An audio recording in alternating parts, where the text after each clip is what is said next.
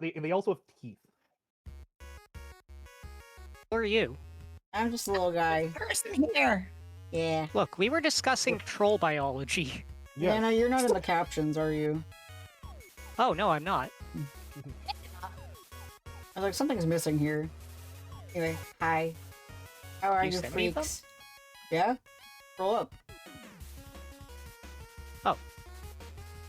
Anyway, hi, little freaks. How are you? Got my canaya horns on. Yeah, you do. All you Statement of Nana. Okay, I'm in. all you real sickos out there.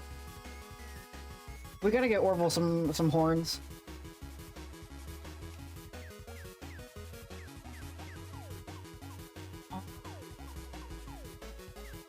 Let's see. Since he's his patron troll is Mepida, he needs to have little cat horns.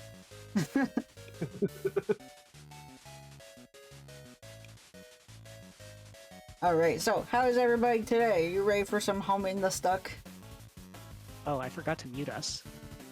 What? I've got the stream open and I forgot to mute it. Oh. Oh. So That I'm hearing that everything twice. I don't like Yeah. it. yeah, I have to. I always mute. I always mute the tab. The MacBook for that reason. Yeah. The because Femboy Bussy Slayer is what I actually read. Oh yeah. Homestuck Yeah, I was gonna say, make sure that you and- mute the tab. Don't actually mute the Twitch player, because if you mute Oh, I the muted the computer. I muted Yeah. the whole computer. yeah, So there is technically sound coming out. There would be sound coming out of my computer if it weren't for the fact that the computer itself is being told not to play things. yeah. Not the. Because not apparently, the if in you any way. mute the actual Twitch player, it doesn't count your view sometimes. Okay. Very weird, very stupid. Anyway, I'm We- troll friends for 2640. hell yeah. They're on Etsy. The There, now Orville can be a troll. Yeah, whoever got Orville for Secret Santa, you know what to get him. It's actually funny. I think I got my Secret Santa present because my mom mentioned this morning being very. I haven't opened it yet. Yeah. But my mom just mentioned getting some Amazon packages that she thought were something he had ordered, but then was confused by the name on them being Orville Bearclaw. Does she know that you go by Orville online? I could have sworn I mentioned it to her before. Yeah. Well, yeah, I but mean, does she ever actually listen to anything you say? Only on story nights. Apparently. true. At which point she hears every goddamn word. My Amazon package still hasn't delivered yet. Like, that is to say, I'm not being a bad comrade. That's the only place I can ever get good price on KN95 masks. So No, I mean I also use it. So it's also the only place I can get the soap from the black-owned business that I like to get soap from. They only distribute through Amazon, which is so annoying. No, it's a very unfortunate monopolistic thing, and I can't point any fingers. Yep. I won't. I will admit that anyone who boycotts it totally has a moral high ground over me. I will not pretend they don't, because Yep.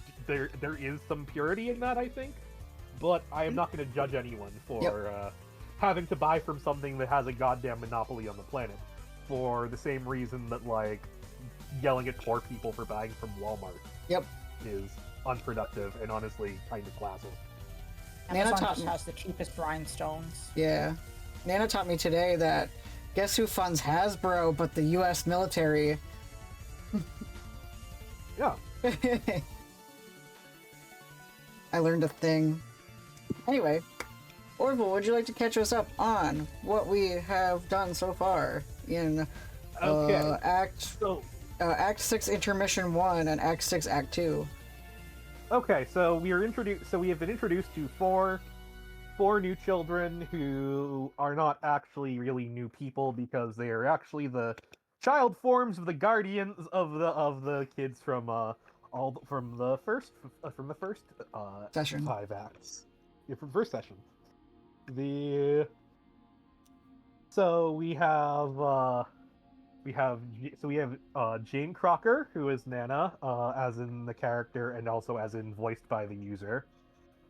We have who's the heiress to the Betty Crocker Empire, and broadly speaking,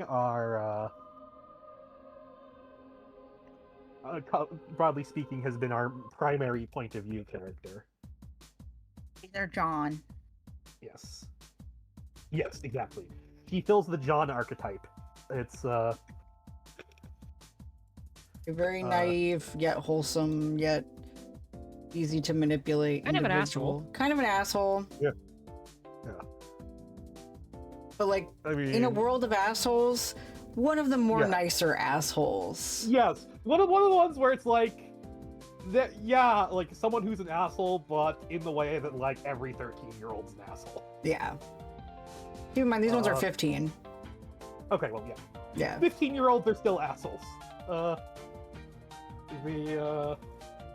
The like 13 to 15 range is kind of when I think the average human is kind of at their most vicious. Once they're done being 6 to 11. Yeah. That's a joke just for Nana. We also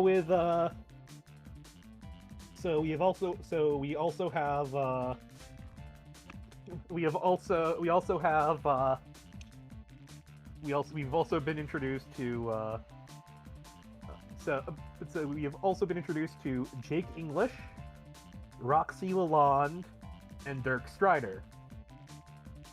And they're all having contact with what appears to be a troll. They have Jake has had a long-going plan to try to meet his grandmother, in this case being Jade, and through some sort of time travel shenanigans. We also know they've all had contact with a troll who is or someone who claims to be a troll, and who really is a troll, although who is yet to be seen. Assuming they are a troll that we have seen before, and not a completely new character.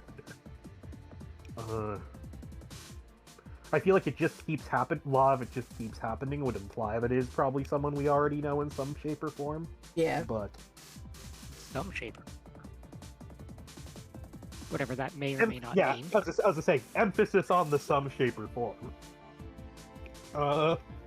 Because I doubt it will be in the. Oh yeah, it's just Carcat. Can't you tell from the typing quirk? Being British and having capital U's? Yeah, that's totally a Carcat thing. And what's going on with the kids from the first session? So, John and Jade are on a ship that is going to slowly but surely travel across the universe to meet up with the others.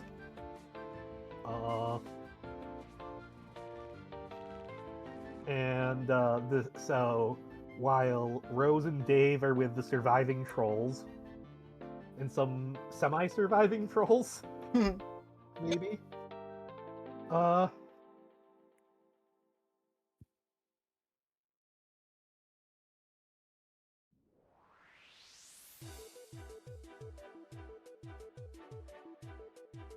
Yeah, basically, yeah. John sent them a care package with a inside of a bucket. Yes. Yeah, yes. like... much to Carcat's dismay. Yep. Because buckets are the troll equivalent of cum socks. Yep. Sort of.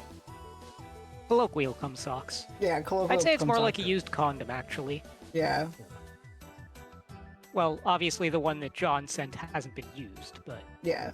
It's still like... The implication is that they put their genetic material in the bucket to be collected. Yeah. So it's basically like passing a note in class through a condom. At this time, it's through a friend. Yep. Literally. Oh, hey Shrapnel, Andrew Husky is a cunt.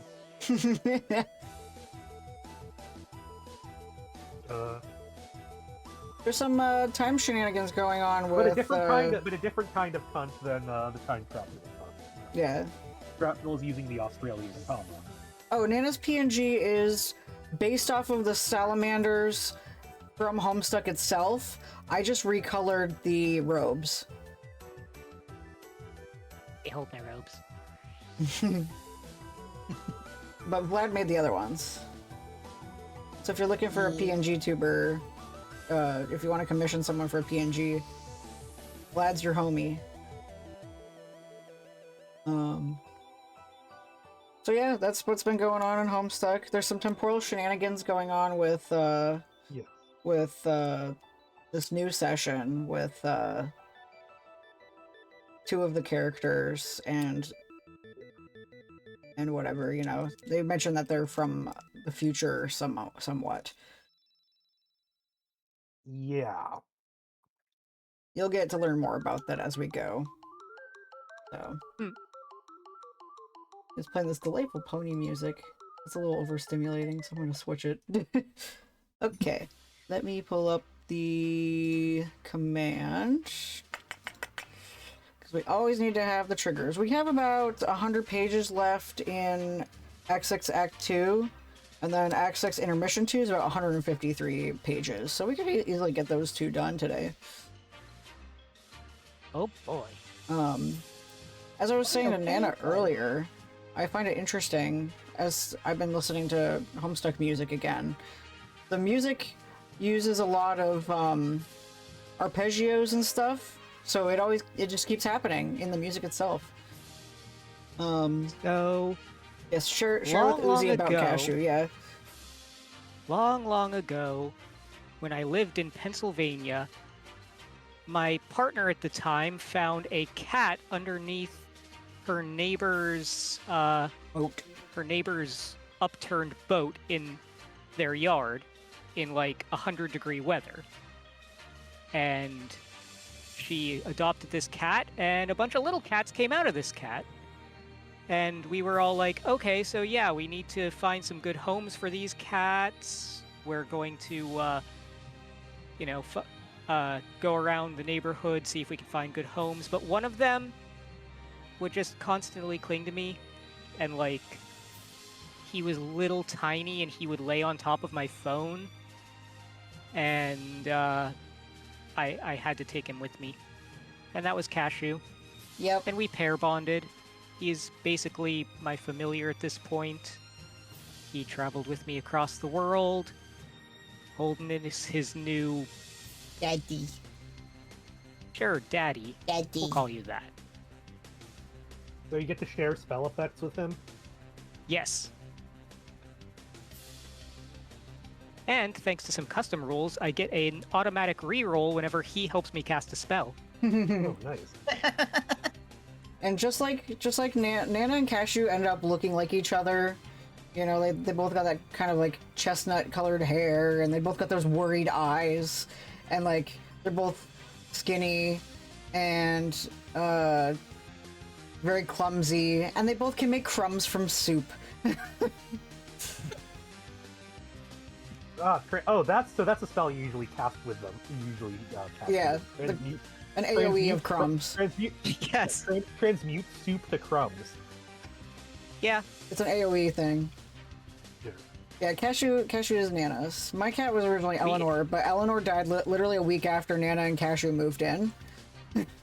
She was just That's like... how stressful we are. No, it was just like, she was already dying anyway, and she was just like, alright, my job here is done, as soon as I, like, survived. I was gonna ask how long it took for adoption cat to like you. Eleanor literally liked me in, like, 2 days. But, like, she was an old cat who was, like, unloved at the shelter for a really long time, so... But, yeah, some cats can take up to 2-3 weeks, even a whole month. Maybe longer. Yeah, I've had experience with many cats in my time, not just Cashew, and sometimes it takes them a very long time. Just give them time and space, and they'll warm up to you. Yeah. Yep, and make sure to watch their likes and dislikes. Pay attention One to thing body in language. particular is that, oh yeah, we've got a bunch of cat people here. Well, Orville's Yeah. more of an animal people altogether, but My cat is literally behind me right now. Hi. I turned around and he just gave me a look. Also, if you get them a box, they'll usually like it. Yes, that does. We joke that Binks, my cat, he was found in a. So apparently, he and his siblings were found in a box from the place that adopted him out, and so we say that he thinks the boxes are his mom, and that's why he No. likes That's cute. them. Because he likes them more than any other cat I've seen. And my thought is that he just thinks that the box is his mom. Every box is his mom. That's really cute. He's looking Yeah. at me like, "Don't reveal my secrets on stream." He's like, "Look, I don't go blabbing to other cats about your habits." It's like, use his government name. Dox your cat. It's like, you don't even use a pseudonym. Thanks, Bearclaw. Oh, you haven't had Bella very long? I thought you had Bella a lot longer. Interesting. Last month? He actually warmed up to me pretty quickly. Yeah, because you don't go rush her, like... Yeah, I don't run after. Yeah, I don't run after her like a dog. Cashew grew up Shrapnel has around the brain of a dogs, dog. so like he acts like a dog. He's like always runs to the Shrapnel's door to an be angry friendly. little chihuahua. Yes, he is. All right. So before we Okay. That's your mandated persona, Shrap. yep, a very horny dog. She is skittish. I remember when I entered your house, I saw like a glimpse of her, and she sprinted away. Oh, if you guys meet Cashew, he'll definitely not run from Shrap. He'll be like, "Ooh, a friend." He might be a little cautious at first if you're loud, but like, he's usually fine. Shrapnel's immediately going to start putting Transformers on Cashew. Yeah. Alright, so, before we start, our triggers for Act 6 include ableism, toxic relationships, alcoholism and addiction, gaslighting, mild homophobia, fantasy racism, weapons, death and murder, blood, fictional gore, self-injury, sexism, and genocide. You know, the usual. Or Yep, Yeah. the usual. More emphasis on alcoholism and more emphasis on genocide. Alright. But what else is new in this administration? Yeah, right? Alright, Yeah. so we last left off on 4569. We see Jade. 69, here. nice. Nice. After an insane, full-blown whirlwind of free will up in here, you're ready to get off this roller coaster ride of absolute empowerment. You're feeling downright dizzy from the absurd amounts of decisive auto-volition heaped upon you. You're more than ready to proceed linearly for a while. You are now Jane. A robot shaped like a bunny has just handed you the reins to a computer shaped like a man. What will you do? Jane Pester Shades. Oh, right. Are you ready to do this thing? Yes. Okay, looks like all that's left to do is deploy the pre-punched card. Then I guess it's all up to you. Oh, wait. It's Roxy again. Is it? How totally unanticipated by anybody. Can you hold on? I'll try to make it quick. Go. I'll be here, quietly calculating. Jane, answer Roxy.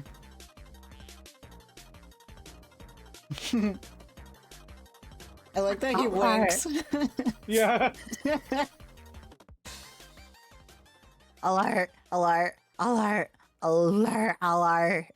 Hugely important correspondence. Paging Dr. Crocker, roll out to Doc Croc. Huh? Paging.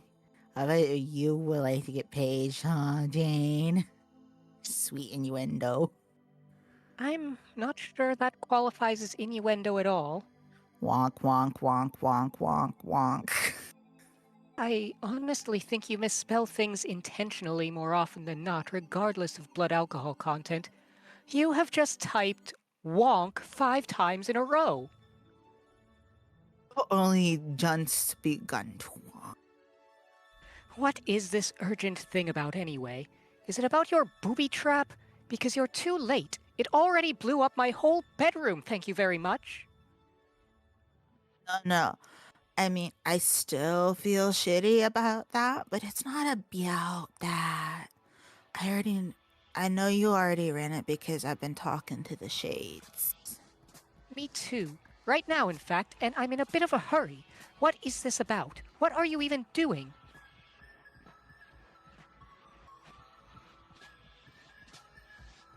I'm in the lab doing a thing with my cat, but that doesn't matter. I was doing some thinking. I was still feeling guilty about fucking up your computer, and all of a sudden I'm in BFF mode here. So I gotta tell you something you need to know before it's too late. Before what's too late? You and Jake hooking up, stupid. Oh my god. It's about turning all your steamy dreams into steamy realities. Realities, lol. This isn't happening now. Wherein JC and JE kiss and hug loads and start turning out big heaps of wrigglers the old-fashioned way. I can't decide whether this mental image percolating here is hot as shit or cute as fuck. Oh, cease your the vicious porcolating at once. Roxy, I can see you're set on just wasting more of my time. I understand if you don't wish to play this game, but please try not to interfere with those of us who do. No, I'm fine with playing. Just shut up. This is serious. You need to tell them how you feel very soon, or you might miss your chance. My chance? What are you talking about? Not out today. That Dirk's gonna make a move. A move? You mean a romantic one? Yes. On you? Oh my fucking god. Jane, get a clue. Boobies. On me? No, my dear sweet Janie, not on you. On Jake. Oh. Oh. I didn't think that... Huh. Are you sure? Ask glasses if you want. Well then, this is quite a development. Poor Dirk. What do you mean? Well, surely when he reveals his feelings, Jake will... Huh? I mean... He couldn't possibly... What? Reciprocate? Yes? Why not? Because Jake is not a homosexual. Are you sure? You saying he is? Nope. Then what are you saying? I'm saying that I don't fucking know. But I thought it reasonable to presume he takes a shining to ladies. He does speak fondly of certain females from his favorite films, does he not? True that, but how much does that really mean here, Jane? Can you be tosher on account of some dorky movie crushes? Well, now I just don't know. You have me completely bamboozled about this. What do you think? All I'm saying is my gaydar is like the exact fucking opposite of hers. Which is to say is better than completely non-existence. So mine is so sensitive it has been used to sweep the ocean floor for mythical sea monsters. Turns out all those monsters are so gay. Truth. Okay. Then what does your acute sea beast scanner make of Jake then? What I'm saying. I really have no idea. Kid is a goddamn enigma. He's as hard to read as a fine print. And how, I mean fine. Oh, brother. Then your guess is as good as mine. I'm not sure what I'm supposed to conclude from this. You're supposed to conclude that you said you were going to believe anything I said today, remember? Yes, but you just said you don't know. Exactly. Therefore, you must believe me when I say, if Dirk lets out all his feelings, there is at least a chance Jake will go like, Derp, okay, dude, let's make out. And that means poor Jane is screwed without ever even throwing her filthy old fedora in the ring. It is a ring I like called English sweepstakes. And if you don't, you'll regret it. And I mean, officially, I can't have a horse in the race. Wait, bad metaphor. Because of Dirk and his fucking horses. Never mind. Like, you are both my friends, and I'm not out to mess him up or anything. But I kinda owe it to you as my friend to let you know what's up. Also, to get you to stop being such a world champion tight ass and let Jake know. Oh, not this tight-ass baloney again. Jane. What? Jane. You see, you are the tight-assiest tight-ass who ever tightened up an ass. No way! We settled this, remember? My prior resolution made it definitive. I was to be regarded as exceedingly permissive in certain respects. Jane, I am afraid that your bottom is a stubborn clam guarding priceless treasure and a deadly secret. So ridiculous. I'm not saying be an idiot and start gushing at him incoherently, but do something. Say how you feel, or flirt a bit, or ask him out on a date inside the fucking game or such. Goddamn anything other than a bunch of bullshitty pining and tight-assy nothing. You have to do what you say you promised. I promised to believe what you say, not do it.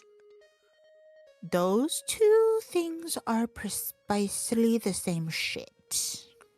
If I agree to say something, will you stop tormenting me about it? Yes, but only because that will be impossible for me to do when you and him are snogging hard in motherfucking makeout paradise, aka Sexland. Fine, but let the record show that this resolution has almost nothing whatsoever to do with your use of the phrase sexland. Just, I need to think of what to say and wait for the right moment. Is that okay? Just don't wait too long, and don't underestimate Strider's wiles, or Jake's, let's say, open-mindedness. Well, he does often profess his love for adventure, I suppose. Yup. OMG, I really don't have a moment to spare, do I? You're finally getting it. Now go. And Jane, I'm warning you. If you don't say something to him, I'm personally entering the game specifically to fuck your shit up. Lollies outie. I can't believe Shrap's not paying attention during the section about Sexland. What's not to love about a drunk girl talking to another girl about making out and having sex? Like, come on, dude.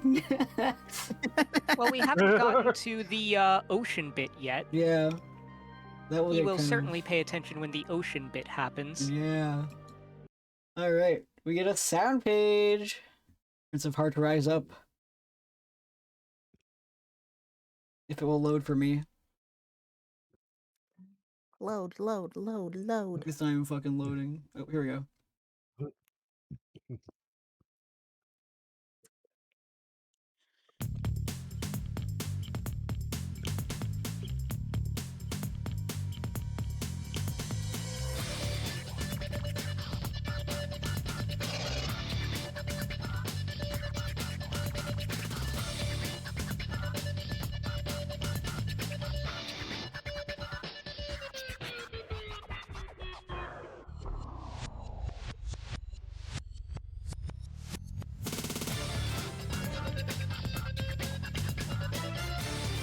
The wink.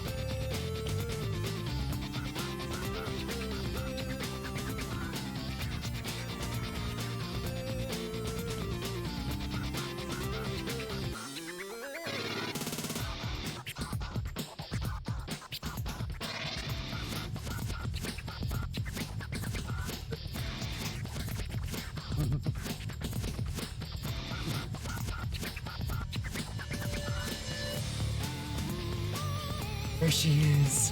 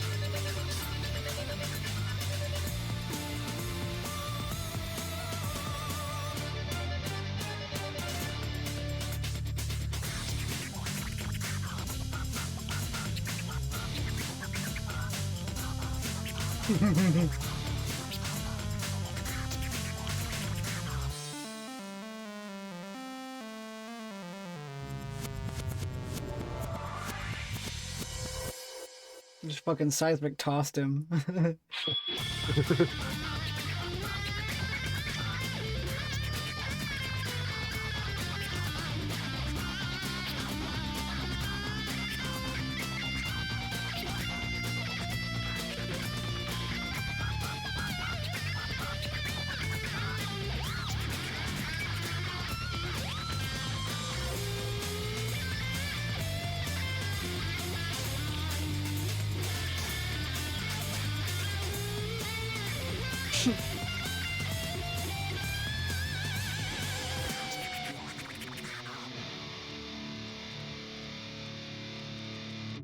Hell yeah. And now we know why the sub act is called Your Shit Is Wrecked. Yeah. It's like, oh yeah, you know, I beheaded the guy who was plotting to kill us all. Yeah. So that we can't god tier. Teehee. And then also some foreplay. Yeah. Alright, Jake, level Five up. play even. 5 play, yeah. Jake, level up. That absurd drubbing earned you another rung on your Etcha ladder. One of the steeper prices you've had to pay for a bit of ladder climbing, but in the end you suppose it was all worth it to be able to bask in the glory and prestige of the Peter Panache rung. You guess? Who are you kidding? You don't even have a clue what that even means. I like Bo Skylark instead of Boy Skylark. Hunk Rumpus Buster.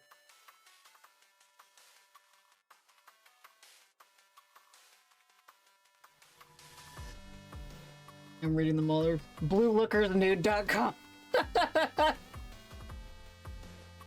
Alright, Jake Pester Dirk. And see, look, there's titties right there. See, shrapnel. Star Wars nudity. Yeah.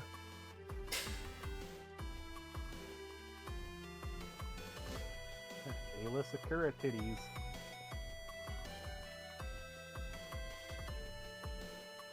Alright, anyway.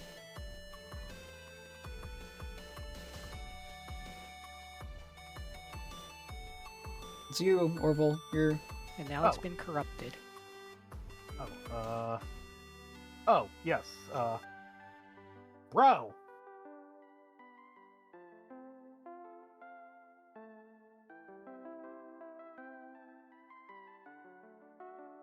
Next The page. contraption and its busy fest just royally kicked my ass. That as sure as God made little green apples isn't all there is to say on the matter. Are you listening, my friend? I'll have you know my ass was straight up served ice cold. My savage caboose has been catered to impeccably. Nothing like that of a gentleman stranded on an island inhabited by a race of indigenous butlers. The far-fetched scenario I have described has adequately communicated the severity of my robotic butt-whooping. Does it mean I passed the test or whatever the fuck? Can your robot drop the bullshit and give me the uranium now or what? Dirk, where the frig are you? I'm afraid Dirk can't hear you right now, Jake. Ah, nuts. Jake Blackout. I'm always trying to do like a Mordecai voice for Dirk. I don't know if it comes across well enough, but I don't care. Yeah. Yeah, dude, let's go get some enchiladas. Okay, I thought you were going like 50% between like Redditor. It was like 50% between Redditor and my Dave. No, I'm trying to do. That's basically Mordecai. Yeah, that's basically Mordecai. He's a guy who just looks like Birdly, right? He's an incel, but like yeah, Dirk is not an incel. Yeah. Clearly. Yeah. He's got more sex appeal than all of us combined. Literally. Yeah. Alright. So here we got Jake in the void. Waking the fuck up. Just like, huh? Oh, and what's this he sees but the silhouette of a troll? Dirk is just the name of someone who fucks a lot. Yep. You see the silhouette of this troll here. Look at the interesting color of it. And there we are! Yep. What do you want to assume this troll's name is? Let's see,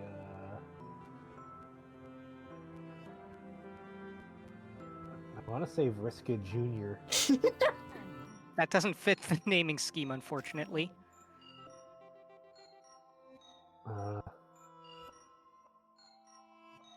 To Vriska. To just Vriska, but with the V replaced with a 2. Thriska? Vriska? Yes, Triska.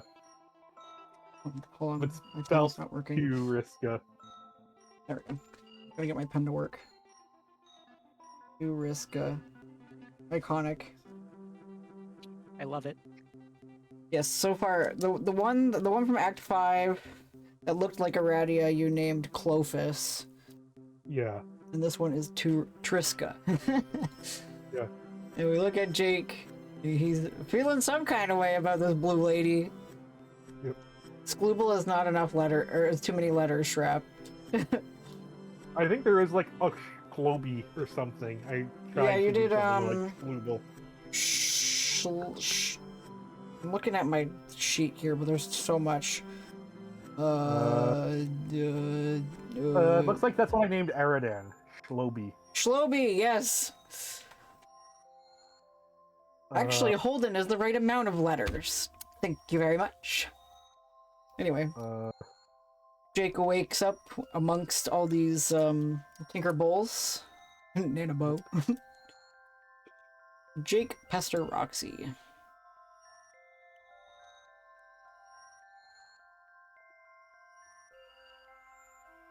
I still can't find Dirk. All I got is his jerkwad shades.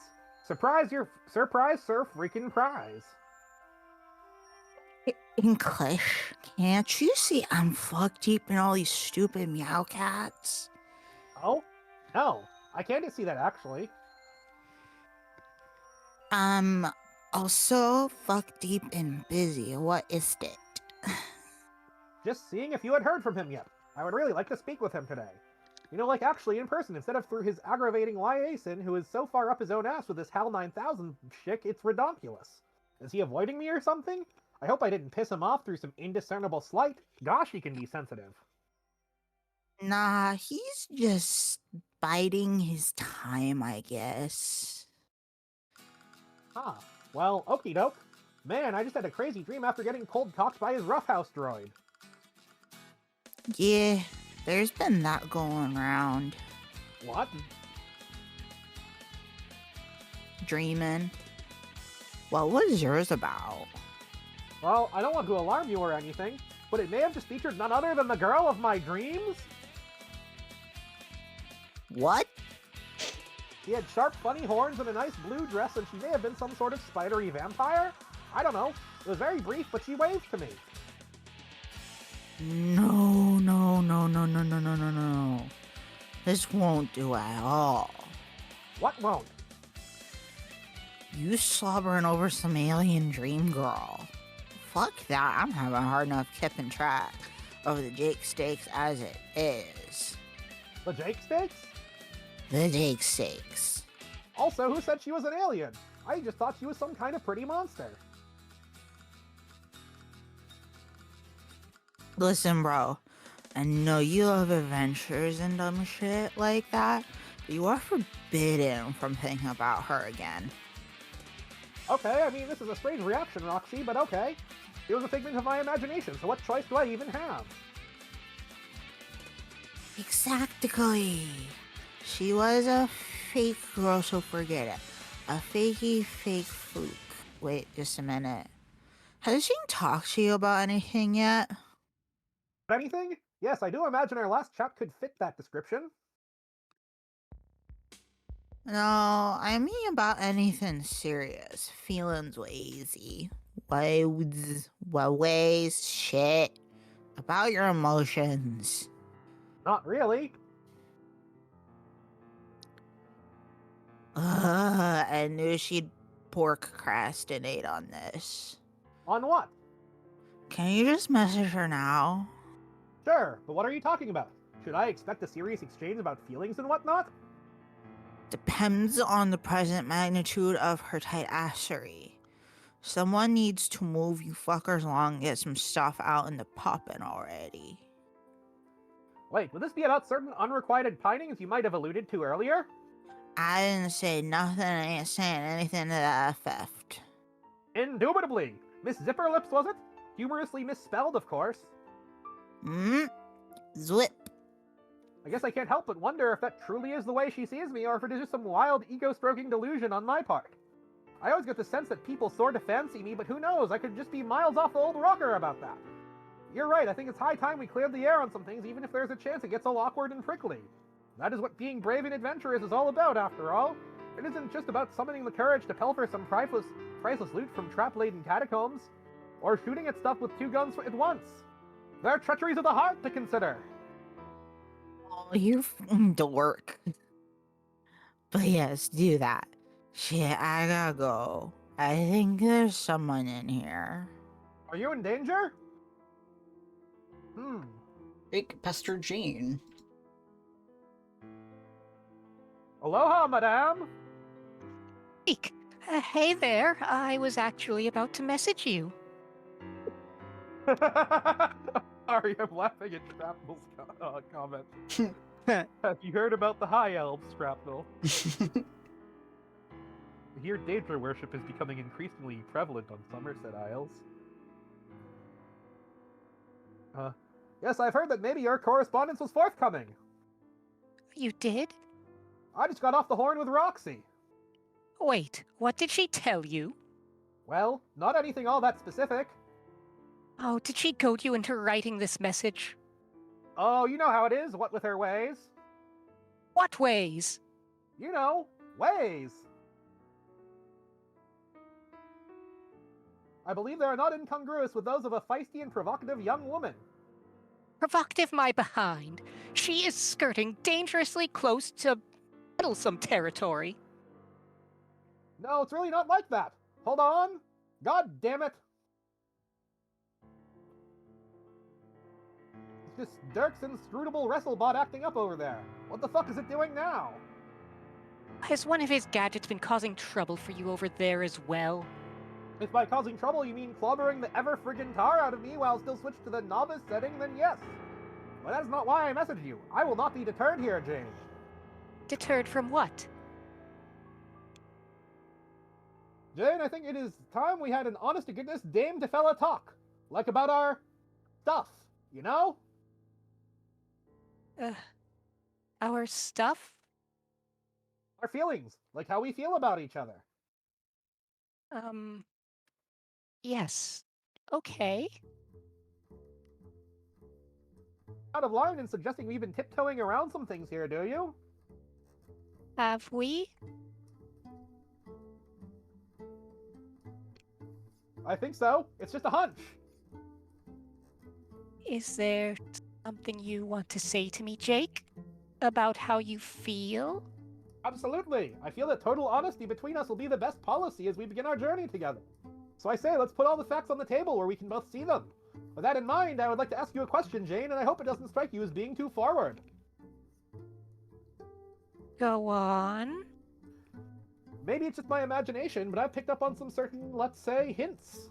So I have to just come out and ask, oh boy, this is actually proving to be a serious challenge to my bravery now that I'm going through with it. I'm getting a little hot on the collar here. No, it's okay. Please continue. Okay then, what I'd like to know is, do you like me, Jane? Wait, what? I mean, do you like me as more than a friend? Do you envision us as, like, an item? A romantic pairing of sorts? Wow. Is that the direction in which you would prefer our relationship to progress? Well, I... Please, just be honest with me, Jane. Just come out and say it. Do you fancy me? Oh. Iconic picture, by the way. This was my Facebook profile picture for a while. It is a good one. When this came out. What the fuck? Ah! I see. Very well then. Geez, I must have really misread that one. I feel kind of like a bonehead now. Are you sure the answer is no? I guess that sure was the thing I said. Yes, fair enough. I guess I did put you on the spot there, didn't I? You know, it may sound cocky of me, but I was really not prepared for this answer. You must think I'm just this epic friggin' tool now. Couldn't say I disagree if you did. Oh my god, what am I saying here? Jake, I didn't mean it. I didn't want to make you feel that way. Jane, let's not backpedal here. You've spoken the truth, and I greatly appreciate and respect you for that. But now that I think about it, you know what? No. Please don't take this the wrong way, but your answer is actually kind of a relief. It is? I consider you to be a lovely lady of the highest caliber, and I really think any gent worth his salt would be a huge bozo to let the chance to go steady with you slip through his fingers. I've even given the possibility some thought myself. You have? Sure, I'm only human, Jane. I'm going to entertain, let's say, certain ideas. What ifs, you know? Like, what if we did meet up someday, and you asked me out or something? I'm sure I'd say yes, given all we've been through together, and then, well, who knows? You would? Probably, but I'm kind of babbling here. The point is, those are all just silly daydreams about stuff and about your feelings for me that I was projecting onto you, which weren't even real. And now that we've been honest with each other about this, we can kind of move on and just be great friends. Friends! Oh boy! And it's a load off, to be honest, because that was a lot to think about on top of everything else. Everything else? Things are kind of complicated for me, Jane, with you and Roxy and Dirk and his crazy responder, and now? Well, it's a tangled web, let's just put it that way. I don't think I'm following. There are a fuckload of irons in the fire, Jane. So many irons in the fire. Such a tangled web, it is a web full of flaming irons. And mixed metaphors, apparently? Exactly. See? You get it. I really don't, Jake. Oh, son of a bitch. What? The robot is being weird again. Oh. What's happening? It's having some sort of mental episode. See, this is what I'm talking about, Jane. This is what I'm dealing with here. Hi. Like I said, my life is many different hells of complicated. Jake, could you just tell me what you're talking about? You're right. I did say honesty was the best policy, didn't I? So I might as well not keep certain things so close to the vest anymore. Actually, since you made your feelings apparent and only see me as a friend, that makes it a lot easier. Yes! Friends! Maybe you could help me sort out some stuff that has been weighing on me lately? What are friends for, Jake? Jane, are you alright? You seem to be exclaiming more liberally than usual. I'm just terrific. I'm feeling so friendly. I clearly just want to be a good friend and bring all my amazing friendliness to bear on your problems. Friendly style. Shit, I mean. Let's aces, Jane, you're a sweetheart. Oh, as I was saying, I can't help but feel like all this stuff going on with Dirk, like his responders' mind games and his robots' mysterious and brutal hazings, are all like, man, I know this is going to sound crazy. What? Like they're all part of a really long and esoteric courtship process that is bizarre, but somehow makes perfect sense in his mind. Courtship. Yes, from Dirk. To, you know, woo me. Huh? Really? I know it's hard to believe, but I know Dirk pretty well, and, well, more than a little sure he likes me in that way, if you catch my drift. And what with how he is, just so relentless and aggressive about everything, you know? Yeah. So I just start to wonder deep down if maybe it's inevitable. What's inevitable? Him and me, as more than just best buddies. I know if he has his heart set on something, he will never let up. So maybe it's just going to happen and things will be easier that way, and I should just try to come to terms with it? I don't think you have to do anything you don't want to, Jake. Yeah, Wait, do you not want to?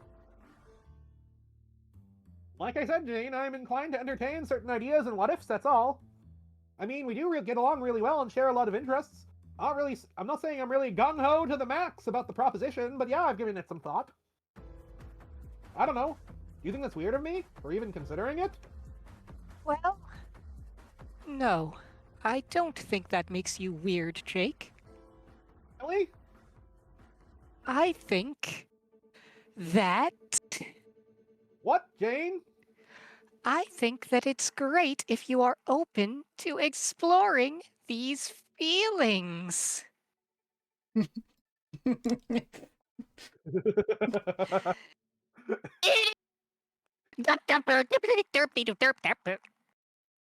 That's really swell of you to say that. Have I mentioned what a top-notch friend you are, Jane? I'm sorry, I'm trying to keep this straight face. These last couple of pages have had He's so brilliant fucking reactions. stupid. Yes. As a matter of fact, you have. Now, please don't take me as I'm saying I'm about to go leaping into his arms or anything. That would be a bit thrash. Could you imagine? Wee! But my thought process sort of went like this. He's been my best friend forever, and I've always liked him a lot as a bro. And years ago, I used to joke around with him that we'd probably totally be into each other if he was a girl. But of course, that was before I started to realize he was probably serious about those feelings for me regardless. Come to think about it, maybe that was unwittingly poor form on my part, kind of leading him on or something? But then, later I started thinking, maybe I was being kind of unfair to him in the first place? I mean, by saying we would be a good match only if he was a girl. Like, is that last condition there really all that important? Does that make sense?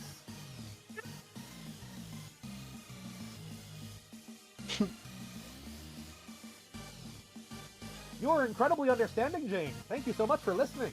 I never told anyone all that. It's so great to have a friend as good as you. That is what I am good for, it seems. If we hadn't cleared the air just now, I probably never would have had the gumption to talk with you about it. It's so cool how honest you were about me about how you felt. I think honestly is always the greatest policy. I can't believe how much I was overcomplicating all this in my head. Haha, the situation really is pretty funny when you think about it. Yeah. That was such a good laugh, and the mic didn't pick it up. No, I picked up part of it. Yeah, no, the part of it picked up was really good. Picked up through Holden's mic. Yeah. My door's closed. Sorry, I'm really getting into this. No, as you should. And I've been trying to do the, I know that, Nana was eagerly awaiting me using the attorney at law voice for Jake English, and I'm trying to do it with aplomb. Yep. It's working. We're all doing great. Okay. Now then, hey Jake, not to cast doubt on your feelings, but are you quite sure all of Dirk's actions have been for the sake of courtship? You did say his robot was prone to assailing you, did you not? Is that really an affectionate gesture? Well, he basically sent me that thing as kind of a sparring partner, like to wrestle with, and I love to wrestle. Oh, And yeah, I guess he programmed it to be a bit overzealous, but I mean, what do you expect from the guy? I think it's his way of training me to become tougher, which sometimes is annoying, and sometimes when I walk through the jungle, I'm sweating bullets wondering if it's going to pounce on me out of nowhere. But there's actually something kind of exciting about that. It's like every day is more of an adventure. And truthfully, it's probably working. I probably am getting better at being in scrums. yeah. I guess you're right. And his responder, which I guess is really a part of his personality, even if he doesn't like to say so, it kind of lets on a lot more than Dirk ever would. It's almost like it's this weird clone of himself playing passive-aggressive matchmaker between me and his real self. Yeah. I can see how such a complicated relationship could keep you preoccupied. I guess I can't blame you. Maybe you should just... I don't know. What? Maybe you should just go for it. Well, why not? Just tell him you know how he feels and you're open to the idea.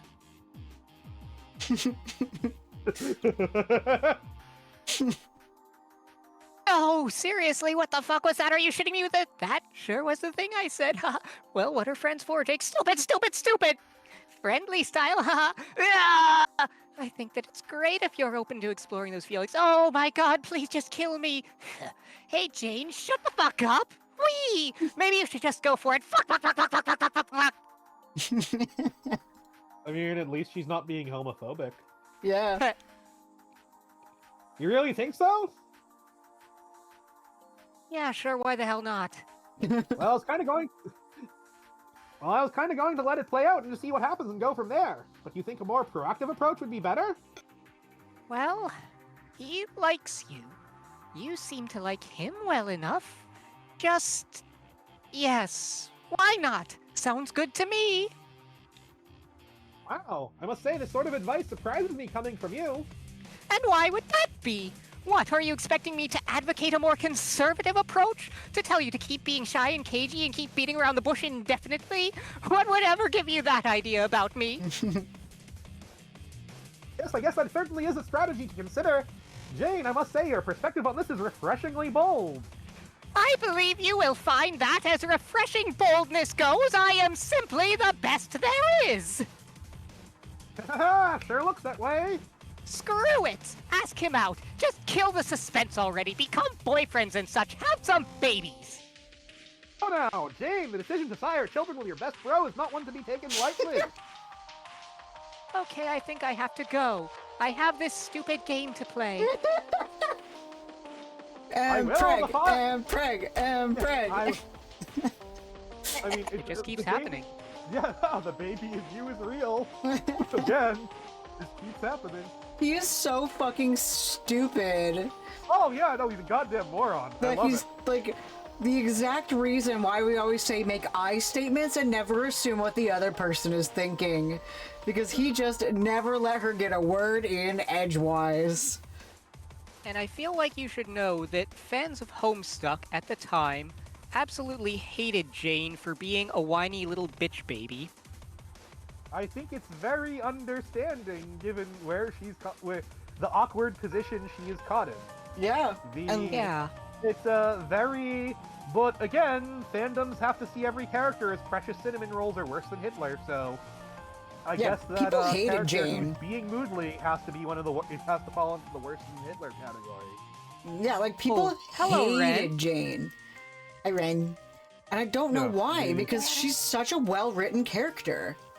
As I said, I think it is because the Homestuck fandom is very, very, very Tumblr, or perhaps we should say that Tumblr is very, very Homestuck fandom pilled, or at least it was when I was on it. Well, yeah, because And- Hussey based the characters off of archetypes you'd find on the internet. Yeah. So, I mean, I think that they were all. Again, the character writing in this is a very, very, very good. They're so I- realistic for 15-year-olds. This is how 15-year-olds I've- act. I know I've consistently said this. I have been both Jane and Jake in those scenarios when I was a teenager. Yeah. Teenager. So, Hell, yeah, even as an adult. yeah, the So, yeah, no, like, I'll say that the story writing has only really picked up in like Act 5 onwards, but the character writing was always really good. Yeah. For all, Andrew Hussey is indeed quite a fucking cunt, and I will stand by that statement. A talented But I will cunt. say, Hussey is very good at writing dialogue. Yep. A very talented And cunt. writing character. I am not one to play sour grapes if I think a terrible person happens to be talented in a field or another. Yep. Because I think that just equates beauty with moral worth, and that is bad. That's no good. The Alright. Anyway, we shall proceed as the sunglasses try to bother Jane in her state of not goodness. yeah. Here. Get this shit out of my face. But you need it. Whatever. Is something wrong? What are you two talking about? I don't want to talk about it, and if I did, I sure wouldn't want to talk about it with you. Should I be offended or apologetic right now? Help me out. You're talking to glasses here? I just want to go to sleep and not wake up forever. I think I'll just put this card over here on the desk. So that is mood. Yeah, literally. Yeah. No, I've been there. And here we are Yeah. with Frostbite Jane. Remember, she revived herself from her life powers. Yep. And she's being kicked. Found her. You just knew you hadn't finished the job. When it comes to children who ain't been quite off yet, you've got sixth sense. Jack finished job. Hang on, it's this guy. Gotta murder this. He better be bearing news of murdered youngsters. Jack answered dignitary. He says that the deceased child count is still sitting at 0 over here. You say, what? He says that's not all. You wait for him to spill the beans. He says one of the brats staged a little rebellion on the moon, stuck the brute's head on a pike for all to see. Real black eye for the kingdom and the Condess. Press is going nuts with it. Wait, the brute's dead, you say? He says yes. Damn it, he was one of your best agents. You never really cared for the guy, but you admired his brutality. We all did, sir, he says. This is getting personal, you say. What's the status on these little shits? Where are they now? He says the prince flew the coop, and the girl's gone. You say gone what? Rogue? After a little while, he says AWOL. Guy doesn't really take a shining to puns, and you can't say you blame him. You say you're just going to... He's just like me, for real. You say you're just going to finish your business here and take the next shuttle to Durst. Over and out. And the WQ of this session wallops him with her scepter. And now he's out like a light too. Roxy emerged from fuck deep in Meowcats. Why did you have to clone so many cats? Why did they all have to breed so much? Why did they all have to be so friendly? I love this. I'm jealous. I want to be smothered in cats. Yeah, God, I wish this were me. So many mutant kitties. Yeah. Roxy proceed to transmaterialize her. Oh yeah, we did figure out the cycle of where Muty went, or Jaspers went, because of Roxy. Yes. Which explains why, in Rose's time, she constructed a giant mausoleum. Rose interpreted this as an act of a child abusive passive aggression towards her daughter, when actually it was that she knew that cat when she was a child and wanted to, presumably give him the best burial possible. You trudge through the fluffy morass in the direction of a mysterious device known as the Transmaterializer. You need to send this dead cat back to Mom and get the show on the road. Ooh, sound effect. More noises echoing in the distance. Oh, right. I should let, Clank noises. More noises echoing in the distance. Some of the meow cats get nervous and poof up their tails. It's pretty clear you aren't alone in here. Better make this quick.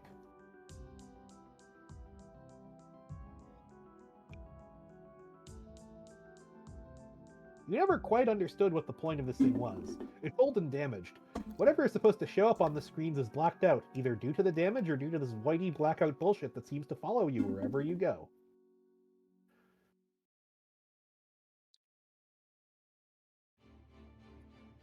Here's the lab's funky purifier, which you use to clone all these cats.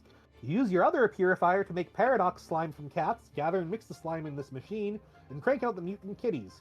You can't use the cloning device's native purifier to make cats because the target is locked on to your mom. Most of the time the screen is blacked out, so you haven't been able to investigate her past carefully, much to your regret. Or her tragic death, for that matter. Right now the target is locked on to a time from her childhood. It's a good thing you stopped by. It's reminding you to collect a DNA sample for later, so you can jumpstart this tri-generational Lalonde family reunion. What's apparently supposed to happen. Roxy purify. As she does, there's Rose's goop. Looks like, as expected, trying to purify your mother as a kid from the past would have created paradox, so her paradox slime is the result. But quite unexpectedly, bringing her scarf along for the ride seems to have created no conflict, and you swiped it right off her neck. Young mom probably has no idea what the hell just happened to her scarf. This is so exciting. You are so gonna wear that thing. You don't care how mom gooey it is. Roxy collects sample. You stow the kid mom goo in one of your captcha log bottles. Wait, that was kind of a weird implementation of your motifs. You're not even sure what happened there. Oh well, whatever. You guess you can go just sort of pick it up? Roxy, just sort of pick it up. You sort of pick it up and that works fine. Now about that totes baller scarf. Roxy, wear the scarf, be the rider. You can't be in the rider because in this universe the pony is too small for some reason. Not that being the rider ever really made much sense in the first place. Anyway, the scarf looks great and you made a great decision. Roxy, get to that transmaterializer.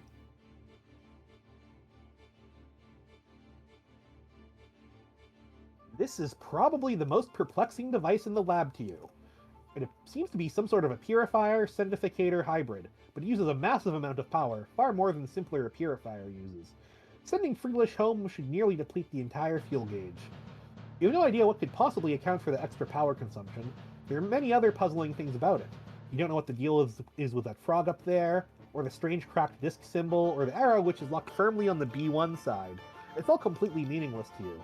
Only things that make sense are the fuel gauge, the two big buttons, and the coordinate panels indicating where and when to target. But it looks like the panels have been damaged somehow since the last time you looked at it. If you changed them, there'd be no telling what you would change them to, so you might as well not bother and leave them on their previous settings, which is pretty much your plan anyways. Roxy, deploy Friglish. You bust open a bottle of dead cat on the pad and get a little teary-eyed as you say one last goodbye. Oh, hello, G-Cat. Come to pay your respects, huh? The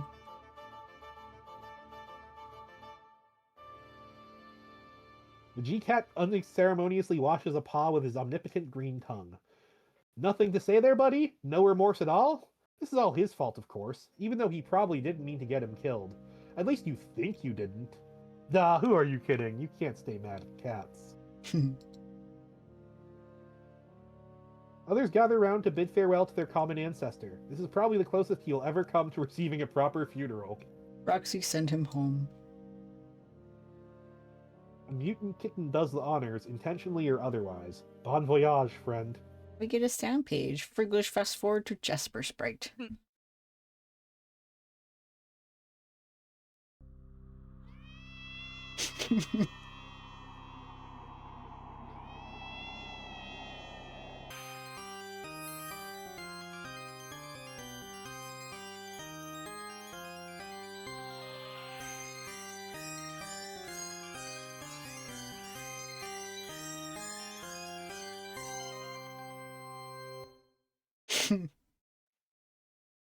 And that was pretty much how all that happened.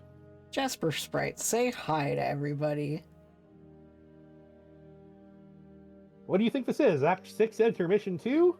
That'll be happening pretty soon, don't worry. Let's all try to settle down here. Unless it's supposed to be said in Jasper Sprite's voice. Nah. Okay.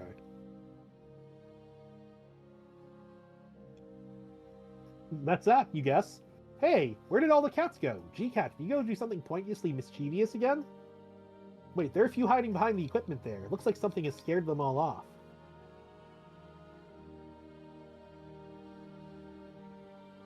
More clank noises. More clank noises behind you. You pretend not to notice, and slowly, calmly, reach for your... Roxy, turn around. Freeze, motherfucker! Mocker fucker! Shit!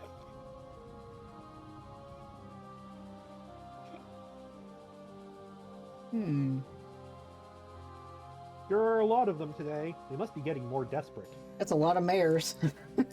Yeah, I was gonna say. Roxy, fire. You can't do it.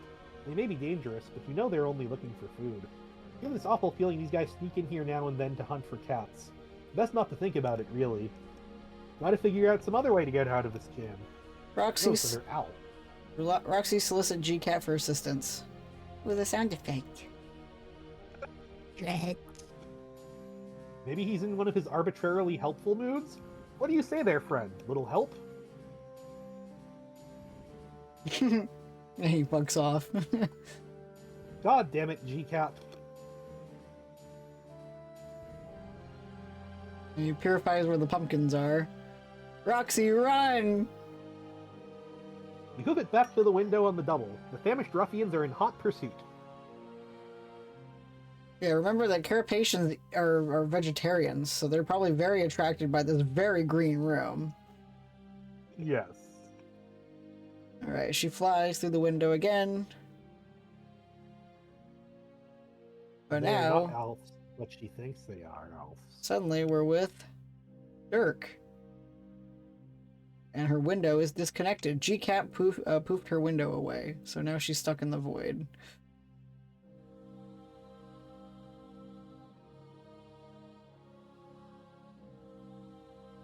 What the Oh, shit? yeah. And she looks. The room darkens.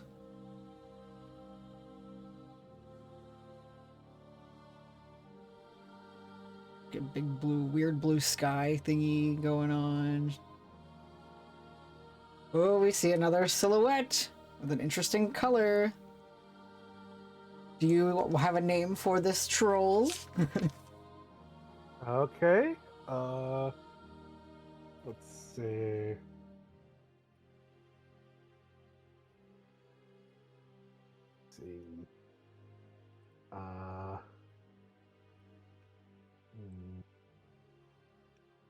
I'm looking through to see if there are any, I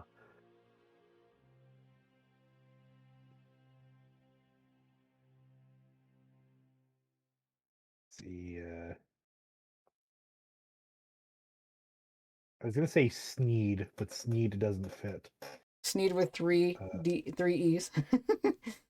Sneeds would. Sneeds.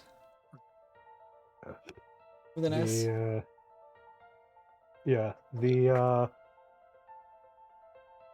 I'm here for it. Sneeds works. Alright, we got Triska and Sneeds. Yeah. Alright. Yeah, she's pretty cool looking, huh? Does she remind you of someone at all? In this case, I'm getting, like, I mean, well, obviously both Eridan and Fefri vibes, given the whole Yeah, being a sea troll. I mean, yes, Fefri, but like, she looks like somebody who was in a previous Flash just recently today. Oh, right, yes. Yeah. Alright. There she stands with her trident. But Roxy turns, and she's gone. Always behind her. Sneaks up behind her.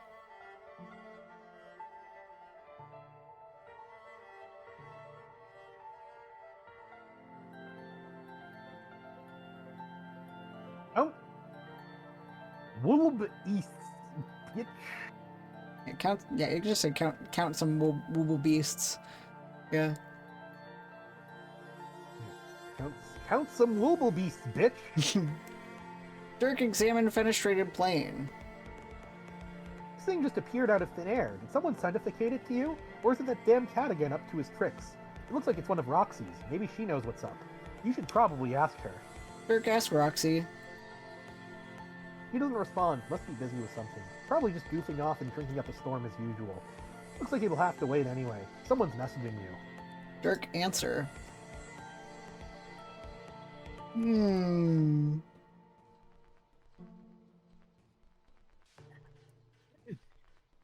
Hello, Dirk. I want to play a game. Oh, motherfuck. What do you say? Too much. What game? You know what game. One where I say I'm gonna kill all of you someday, and there's nothing you can do about it. And just some more menacing shit like that. All just bundled up in the pretense of a lot of useless fucking puzzles. Oh, right. That game. And here I thought you were gonna ask me to draw you more weird porn for some reason. Well, the night is still young, so who knows? But nah, just dropping by again to say how I'm gonna kill you. That's all. And this is just assuming you don't all die before I get the chance to puzzle murder you on account of being a bunch of hideous fuck-ups. I mean, look at this, you already blew it. Blew what? On Durst, you upset the order, didn't you? You went and pissed off the witch. Now they're going to hunt you down, dude. They're probably on their way to kill you right now. I'm pretty well hidden on Durst. I doubt they'll find me until I'm ready to be found again. No, not on Durst. On your planet, Earth. You're pretty fucking easy to find there, don't you think? Oh yes, your aggressors are coming for you. I've seen it.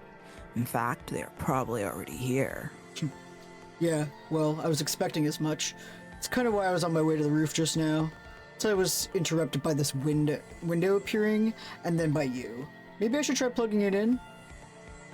Oh my god, who cares? It's just some more pointless trash for you to obsess over and distract you from getting any relevant shit done. The amount of time you people waste. It is fucking unbelievable to me. I read about some of the things you and your predecessors have done, far more than I care to, trust me. And every time I'm always just, get the fuck on with it already. I didn't think you were much of a historian. I'm not. She sends me so much bullshit about this, you don't even know. She wants to hear what I have to say, like exchange theories and shit.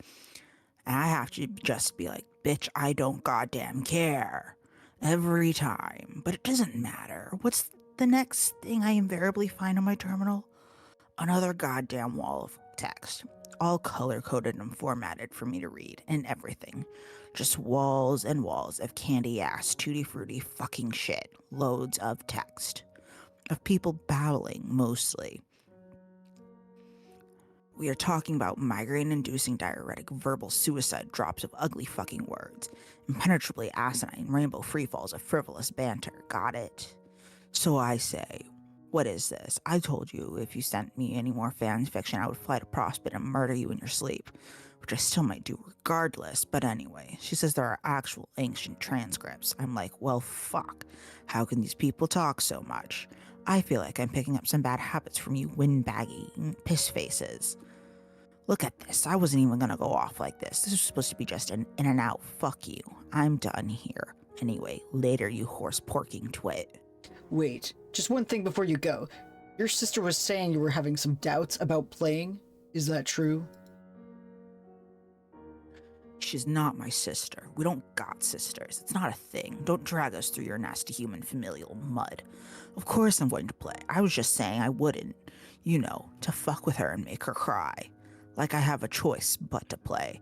How else am I going to get off this desolate rock? You think I want to stay here? Just hang around till I join the 100 billion corpses fertilizing the soil? I see. No, didn't think so. I was just curious.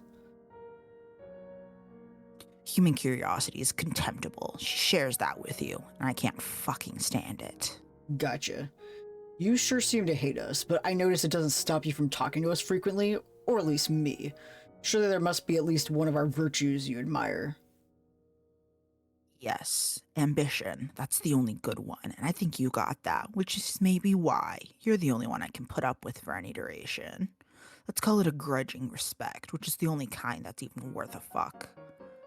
I'll take that as a rare overture of friendship. No, don't. So, do you even know how this is going to work? What? Your session. Can you even really have a session with only 2 players? She says you can, and she likes to think she's the expert. Personally, I don't care. Maybe it's against the rules, what we're doing. I just want to get in there and just fuck shit up. Yeah, I sense that was kind of your plan. Which is kind of what I'm talking about. How can you win like that? I thought the point was to cooperate with your co-players, not achieve an objective, not to compete with them or try to kill them. I don't think we've had one conversation where you didn't express the desire to kill her. I guess we'll just have to see, won't we? I think this is probably a different kind of session, one where the players fight for supremacy, rather than work together. I think that it must be that way, because that is how I want it to be. If it wasn't something to be true hard enough, then it makes it slightly more absolutely irrefutable. Are you feeling me, fucker? Maybe you're right, but since that's how you feel now, maybe the truth is that the game is challenging you to overcome those feelings. What if your real quest is to put aside your differences and work together if you want to both survive and grow as a person? No. No, no, no. Fuck that shit. Human, fuck that shit. Not even alien, fuck that shit. So you can understand better the kind of fucking of the shit that's going on. Human, fuck it so much, so hard, and so angrily. Yeah, I didn't think you'd dig that idea, just putting it out there. How about you shut up and get on the roof and take your fucking punishment. Now where the hell is your ghastly juju? Go get it and hurry up. My juju? The loathsome false person with the floppy limbs and dirt-side attire you like to nap with. Oh, Lil Cal? Nah, man. Lil Cal is the shit. That thing's not the shit. It's an uncanny grunting mockery, a bad omen. You should chop it up and burn it. No way, dude. He's my best friend. How fucking sad is that? I'm just trying, for once, and the only time ever, to be helpful. Those things, you don't even know what they are. A kick-ass ventriloquist doll? I've been given reason to believe it once belonged to my bro. I don't give a shit what you believe. There's only one reason for those to exist. If it is to turn the life of everyone who occupies the same universe with it into a nightmare. Is that one of your alien folk stories? Yes, but it also is true. Get rid of it. You could argue that my life is already kind of a nightmare, so there's no point in getting rid of him now. Either way, I'm gonna hang on to him. You stubborn fuck. Fine. Maybe it doesn't matter. Maybe yours is untainted. I don't know. Could be. Its eyes look dead to me. Maybe you just lucked the fuck out with your particular juju. I honestly had no idea you were this superstitious. You're a pretty fascinating guy in a way. I can't really figure you out. In case you're wondering why I put up with you more than my friends do. I wasn't. Now are you going to go get it, or what? Why do you want me to get Cal so bad? I don't. Just that I saw you slightly ahead of now, climbing up to the roof with that thing, so apparently it's requisite for getting the fuck on with stuff, dumbass. Okay, so some self-fulfilling shit. Then, I was hoping for a better reason. Whatever, don't take it. Make a paradox happen. Works for me. At this point, I'm leaning towards grabbing him, just because he seems to bother you so much. Well, I've heard worse reasons for acting like a stupid piece of shit. Dark Retrieve Juju. This is probably a dumb question, but you don't really care about casual spoilers, do you? Yes, that's unbelievably dumb to ask. Like, you don't mind telling me I'm about to pick up Cal, and thus causing that to happen. So I guess you similarly won't mind telling us more about significant outcomes? Not that I don't mind, it's that I failed spectacularly to give a shit. There's such a big difference in the fact that I might not clue you into your fate all the time due to my aggrieved apathy over the matter is an immutable fact. I'm stating for the record, it does not mean that giving a shit is what is taking place here. I feel like you've said something like that before, different statements, but in that exact syntax. Oh, you know what else I hate? When that fucking happens. Wait, you mean it wasn't intentional? I thought you were just kind of like this thing you were doing. Shut up. Do you know what? I don't even know what's going to happen, and I don't care. I think it's regrettably likely that you succeed. I think that's what people tend to do when they are regarded as legends by obsessive assholes. So maybe you all die, or maybe you don't. But if you don't, I'll take solace in the fact that it means I still get the chance to kill you. How about that for casual spoilers? Fair enough. Hey, you know, for someone who has such a strong opinion about long-winded people, you've kind of been talking my ear off. I do actually have shit to do. Ugh, yeah, see how you people suck me into your bullshit. I should have kept it brief and surely, like I was going to. Like, just said, hello, Dark, I want to play a game. And then, like, bro, roof, now, bring Juju. And that's it. Yeah, that would have been good. Cold fucking blooded to the point, damn it. It actually sounds familiar, too. Are you sure you haven't said something like that before? Have I? Fuck, I don't know, whatever. Anyway, let's wrap this up. You stole enough of my time. I didn't even get a chance to try plugging in that window. I did you a favor, another pointless action stricken from the timeline. Hang on, something's happening. The drums have come a-knocking. I told you, they're coming for you, man. Ha ha ha. Later, douche. Timot. I think you just had a flip-off malfunction there. Shit. Timot. That's better. Yeah, so new character. What do you think?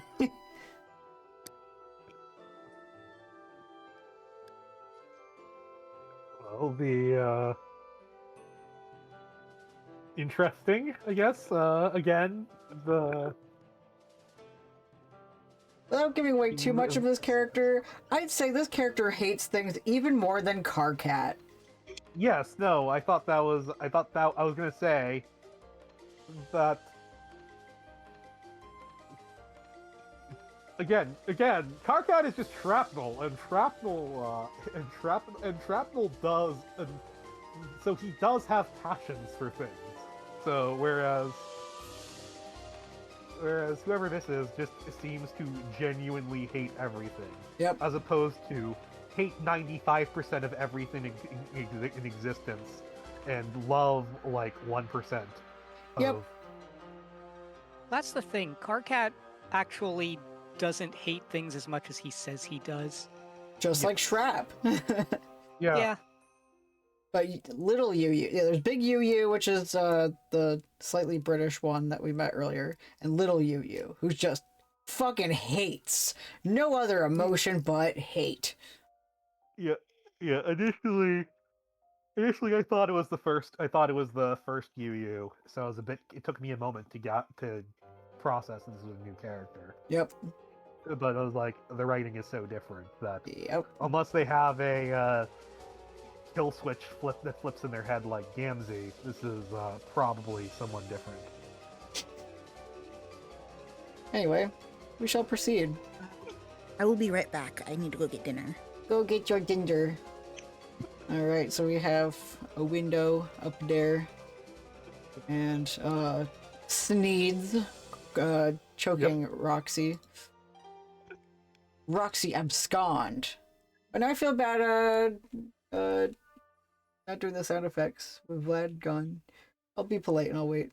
I have other emotions than hate. It's just when I hate something, I go all in on that hatred. Same as when I like something. I'm Italian, so I'm passionate. Yeah, just like Carcat. Yes. You are literally Carcat. It's so fucking funny. Yeah. That maybe, like, since Andrew Hussey is from Massachusetts, maybe he just fucking ran into you one day and said, damn, I'm gonna make that a character. Because, like, you were probably about the right age when Homestuck... Was Andrew Hussey just, like, a really fucking shitty person at our school? Maybe. I don't fucking know. I mean, me and Shrapnel went to the same school for quite a while, so... It's, entirely possible. Yeah. Maybe he was just like, damn, I'm gonna base this character off of this loud, angry Italian. Loud, angry, short Italian with high pants and red blood. Yeah. Literally. So funny. I miss Vlad. I never got into Homestuck as a kid. In fact, I never even knew it existed until like decades later. Decades. Ouch. Yeah, no, I know. What are you talking about? 2000 was 10 years ago. Yeah, exactly. It's 2010, and I'm still in high school, and I hate myself a lot. If you hate yourself so much, why don't you hate Mary yourself? It is basically what happened, maybe. I don't know. I miss Vlad. Black Rom weddings.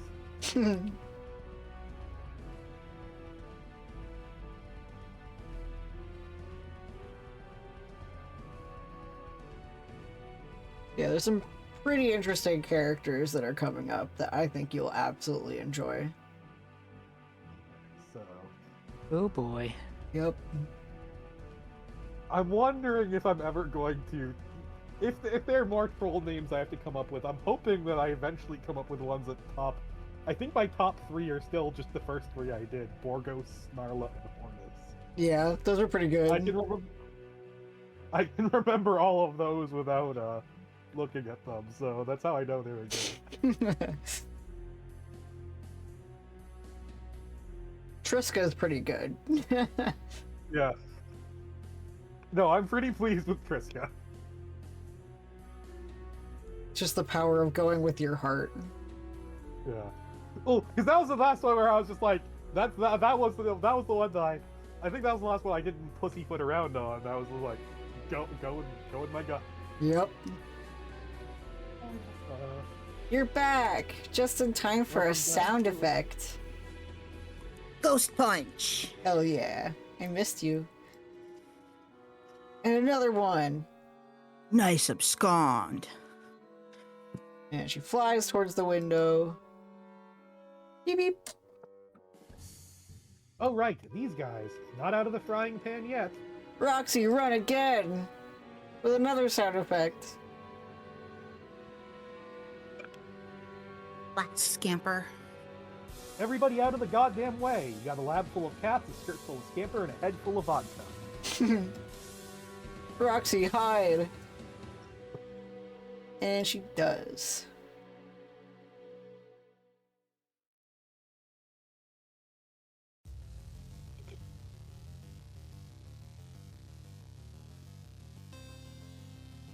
You.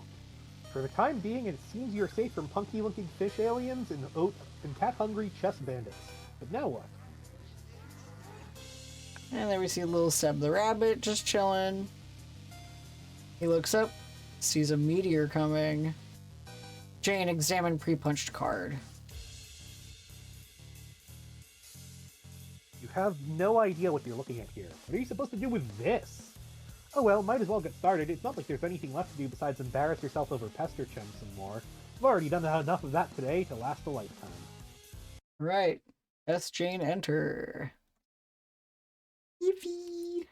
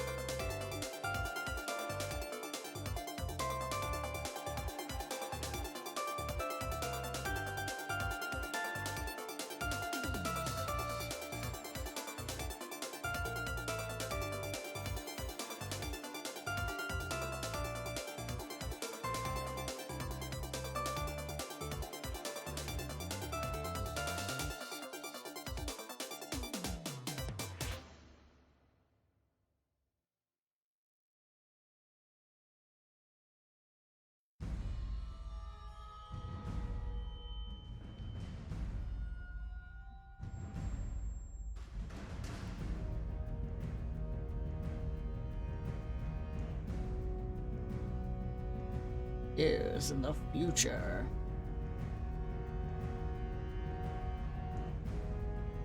Get some upside down Daedric text. The Mauve.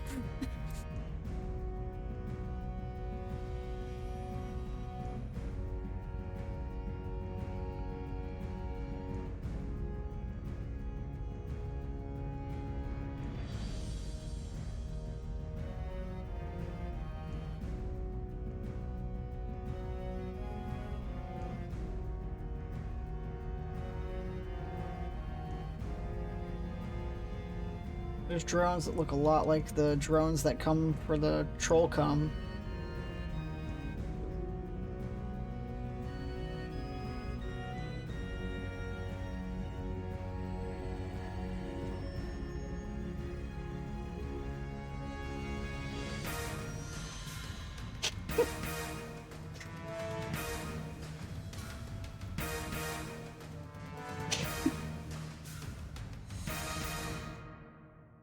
Yeah. Pretty interesting, a little bits of lore there. That's the confirmation that, Dirk and Roxy are in the future. Like, Roxy in a chessboard colony of buildings, and Yeah. Dirk in the middle of the fucking ocean. As, On an oil rig of some sort. yeah. And then, it's just Texas. Underwater Texas. Also important to note, did you notice that Jane entered the session without her kernel prototyped? Oh. Yeah. Huh. Yeah. It could mean absolutely I'm sure that'll nothing. Yeah, I was gonna say, I'm sure that'll have no lasting effect. They'll Yeah. have no story relevance. Yeah, none at all. And the curtains close for this sub-act.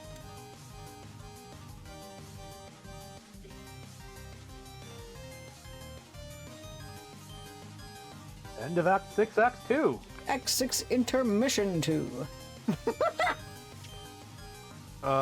Should we take a moment to, use this to, like, bathroom break and whatnot?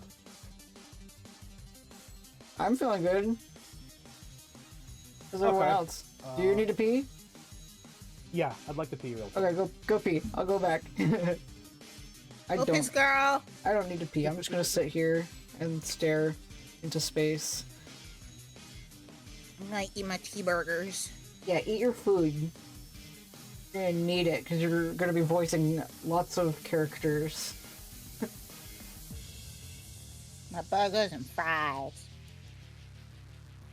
Since Orville's not here, the name of the sub-act is Penis Ouija. Oh boy. Talk about kill switch.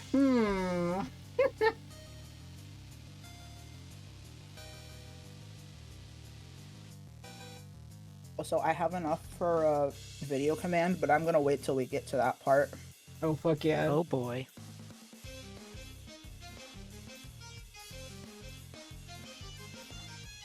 So that way we don't spoil Orville. Yeah.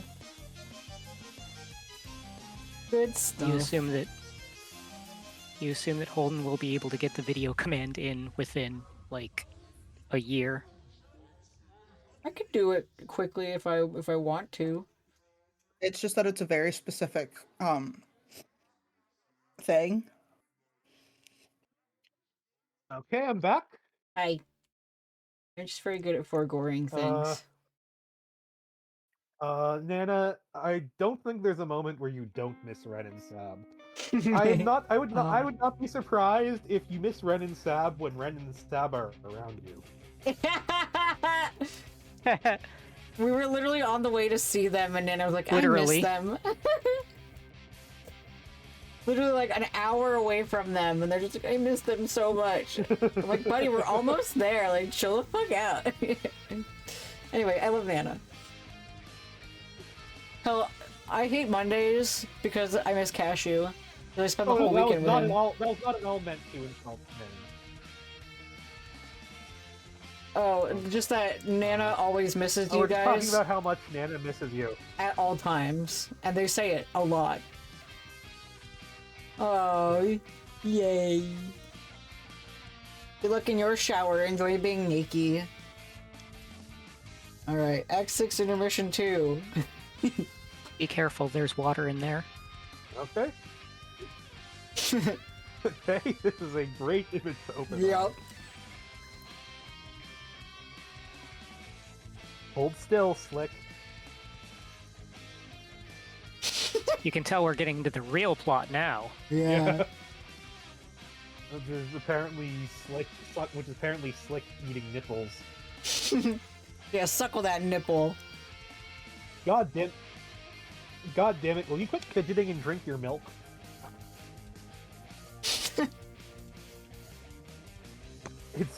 It's warm and nutritious, fresh from the butler's teeth. You just watched me milk it.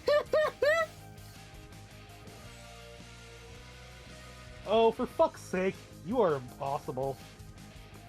No, it's not nudity.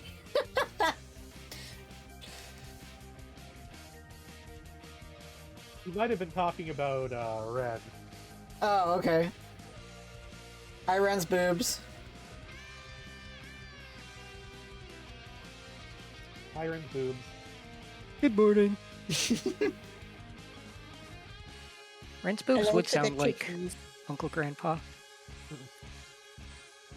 Miss Paint! Is that soup ready yet? He's being a dick. The Scotty dog soup. Also, can you bring some gauze? He stabbed me again. With a sound effect. Slurp. It was one of his more tentative stabbings, though. I think maybe he meant it as a sort of thank you.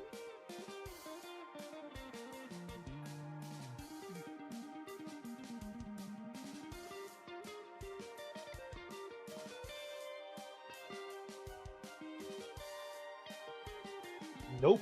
Wait, he just stabbed me again. I don't think that one was a thank stab. It was more just like a regular stab.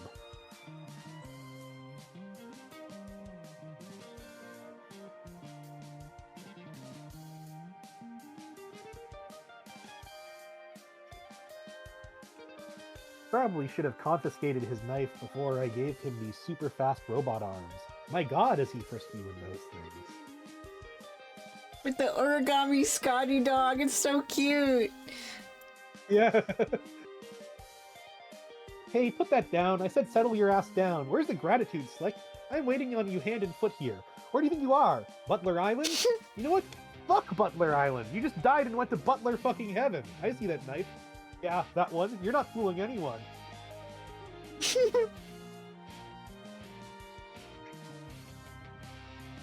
If you don't calm down, I'm going to repair your other eye.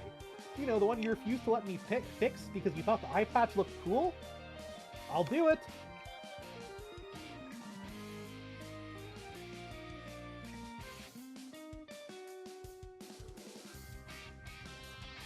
Miss Paint, what is taking so long with that soup? This is a man in sore need of his Scotty dogs if ever I saw one.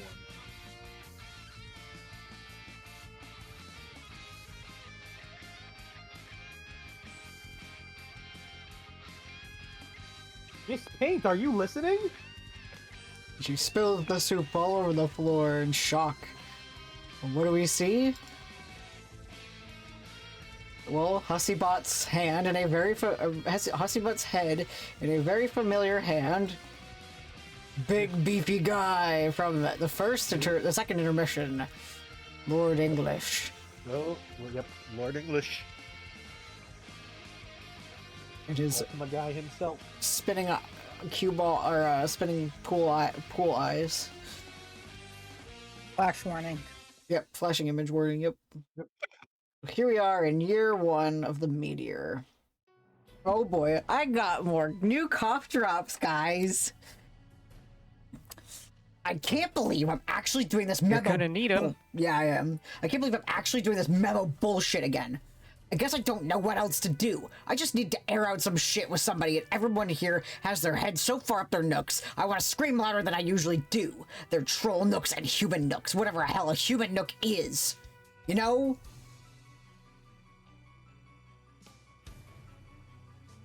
Oh, future. Okay. Fuck. Oh, hey. I just cannot fucking believe I have to go through all this bullshit again with you, me. What the fuck made you think this would be a good idea? Dude, what's with the text? Why don't you tell me? I just have this incredible premonition you're about to anyway. Why the fuck would I know why you changed your text red? We don't do that. The showy self-absorbed paint your text in your blood color thing or eye color or whatever. It's attention greedy, insecure losers. Sure is. Sarcastic wonder. I'm just thinking, this really makes our conversations easier to read. Remember those insane blocks of gray angry text we used to write together? When was that? Like half a sweep ago already? Is that weird that I'm actually looking back on all that insanity with a certain amount of fondness? At least shit was happening. It's so boring out here. Just living with the humans is just getting kind of weird. Anyway, this is actually a lot more decipherable. Maybe you're onto something. Well, hey, check it out. Shit just got fucking nostalgic. Look at that. I'm feeling more sentimental about this moronic conversation already. Okay, why do you have to go from zero to douche like the blink of a fucking glance nugget? The blink of a glance nugget? I've been at this for 10 minutes already and counting. I just think that might have been onto something with the red text. I was trying to pay you a compliment. You agonizing fuck. I mean, we only ever got in the habit of typing gray to higher blood color, right? And like, everybody knows it now. It was the worst kept fucking secret ever. Even then, even if they didn't, it's just us here. And obviously, we both already known it for all our lives. Unless we both so neurotic, we actually still want to act like it's a secret we're keeping from each other. But I like to think the days of that astounding degree of mental illness are behind us. I want to kill myself, but I just can't until the conversation runs its course. It's the worst hell imaginable. Shut the fuck up. That's the exact kind of melodrama I'm talking about. We're better than that now, man. I'm gonna do the mature thing here and switch my text to red. There. I think there should be a universal convention for when two of the same people are talking to each other. One guy bites the bullet and talks in red. Seriously, one of us has to be the grown-up here. Oh, I get it now. When I type in red, it's showy and insecure, but when you do it, you're shouldering the pragmatic burden of a martyr, even though it was my fucking idea to do that in the first place 10 minutes ago, you piece of shit. Okay, god damn it, stop being so sensitive. I fucking apologize. Can you just talk about your stupid feelings already so we can get this nightmare over with? Well, look, it wasn't supposed to be this lopsided thing where I spill yells at me. I was kind of thinking there would be some give and take since you presumably share a lot of my thoughts. Okay, whatever. Just say some stuff already. All that shit I said 10 minutes ago. I will riff with you and somehow pretend it doesn't feel like I'm rehashing a bunch of lines written in barely dead ink. Okay, well, I'm having a hard time even putting my thoughts into words about this bizarre trek through the ring. At first, it was kind of a bland and uneventful, but that was kind of a relief. Remember? Not having to worry about getting killed all the time or trying to rally a bunch of uncooperative troops toward an impossible objective. Yeah. But then, as if it wasn't enough, that sometimes we visit these crazy dream bubbles when we go sleep. We start physically passing through them, too. Oh, hold on, I'm dropping frames. Okay, there we go. Oh no, the Yep. frames. We're back. Okay. The internet does not like Carcat now. Like, I think I could handle it better if... Catphobic. Yep. I think I could handle it better if it was just one thing or another. Like, only the monotonous day-to-day drudgery on the same gloomy fucking meter with the same bunch of ridiculous people had basically nothing to do except get it all up in each other's business. Or only a sweep-long safari through an ephemeral realm of ghost memories and dead friends shitting around that in a haphazard existential clusterfuck. But having to deal with both in totally random intervals, it's kind of taking its toll. I hear you, man. That was what I was supposed to say that. But for the record, I guess I meant it. Yeah, I mean, don't get me wrong, I miss all of our dead friends a lot. Even the assholes, I miss them too. Maybe even them in some perverse way. And I should be relieved that they're all seem to be happy in some way, even if it's by floating nebulously through dream projections with their freaky blank eyes. And I guess I'm relieved about that. But at the same time, it's left me unsettled for reasons I can't really put my finger on. I know why. You do? Yeah. Well, of course you do. I guess because I just told you 10 minutes ago, making it like a self-fulfilling epiphany. Well, there's that. But also this conversation helped clarifying some thoughts, too, in spite of its excruciating pointlessness. part of what's bothering you about this, what it means about mortality. Yeah, I think that's part of it. After visiting who knows how many dream bubbles and hanging out with who knows how many dead friends and copies of dead friends from alternate timelines, I start to wonder, does death even really mean anything? Did life mean anything for that matter? What was the point of life just to go around collecting a bunch of painful and awkward experiences to supply material for the revolving memory collage that serves as the backdrop to a much longer, emptier stretch of existence? And how unnerving it is running into some dead doppelgangers from doomed timelines? Hey, you're preaching up to the choir, bro. It's fucked up. Never mind what it means about a person's identity or sense of self, or which guy gets to be considered the real guy, or philosophical bullshit like that. Just on the level of what your decisions and actions during your life actually mean. Sometimes we run into these versions of ourselves who've reached God tier for fuck's sake. But in spite of being more successful than we were by that particular objective measure, they get punished for that because it wasn't the thing that needed to happen. So this is the thing I've been trying to figure out for a very long time in this comic. I feel like Karkat's touching now on that. Karkat is voicing your thoughts. Just as Hussey was voicing thoughts, and Yu was voicing thoughts, and basically all these characters are just saying things that fans have thought. Yep. Interesting picture here, though. Uppercase Yu, not lowercase. Yeah. We see, Doom Timeline God tier Fef using her life powers to revive the mayor. So that's pretty awesome. And we get to see Aridin in his poofy asshole pants. Pretty much. Princely attire. Yep. Pretty much. So where does that leave us if we are to take some lesson from that? What is it? Try to be great and successful, but maybe not too great and successful. Or maybe don't try at all in some cases, because if you do, some giant fucking squid in the middle of nowhere is gonna be like, not so fast. My hideous monster plans beg to differ. Don't you think we'd have been better off if we didn't even know about any of this dream bubble shit? Well, yeah, that's what I was thinking 10 minutes ago, but now I don't even know. Yeah, well, at least you're listening, even if you're being your usual shitty self about it. Nobody else even gets this. They don't want to hear it. Like Terezi used to be that she would at least humor even my most ludicrous vitriol garbage all the time. Remember those days? Way back before we even knew what a human was, back on Alternia, when my biggest fear was if people found out if I was a mutant. How quaint can you fucking get? I was an idiot not to understand how good things were back then, between us. Now it's like, ugh. What? It's part of the conversation. And cute little, Dave and Terezi building the town with the mayor. Oh, get over yourself. Our 10 minutes is almost up. I would just like to know, is she punishing me for something? I don't need to remind you how much time she spends gallivanting around the meteor with you, with you-know-who. No, you sure as fuck do not. After all this time, I still can't tell if she's serious about that, or doing it to fuck with me. What do you think? Is there something legitimately red going on there?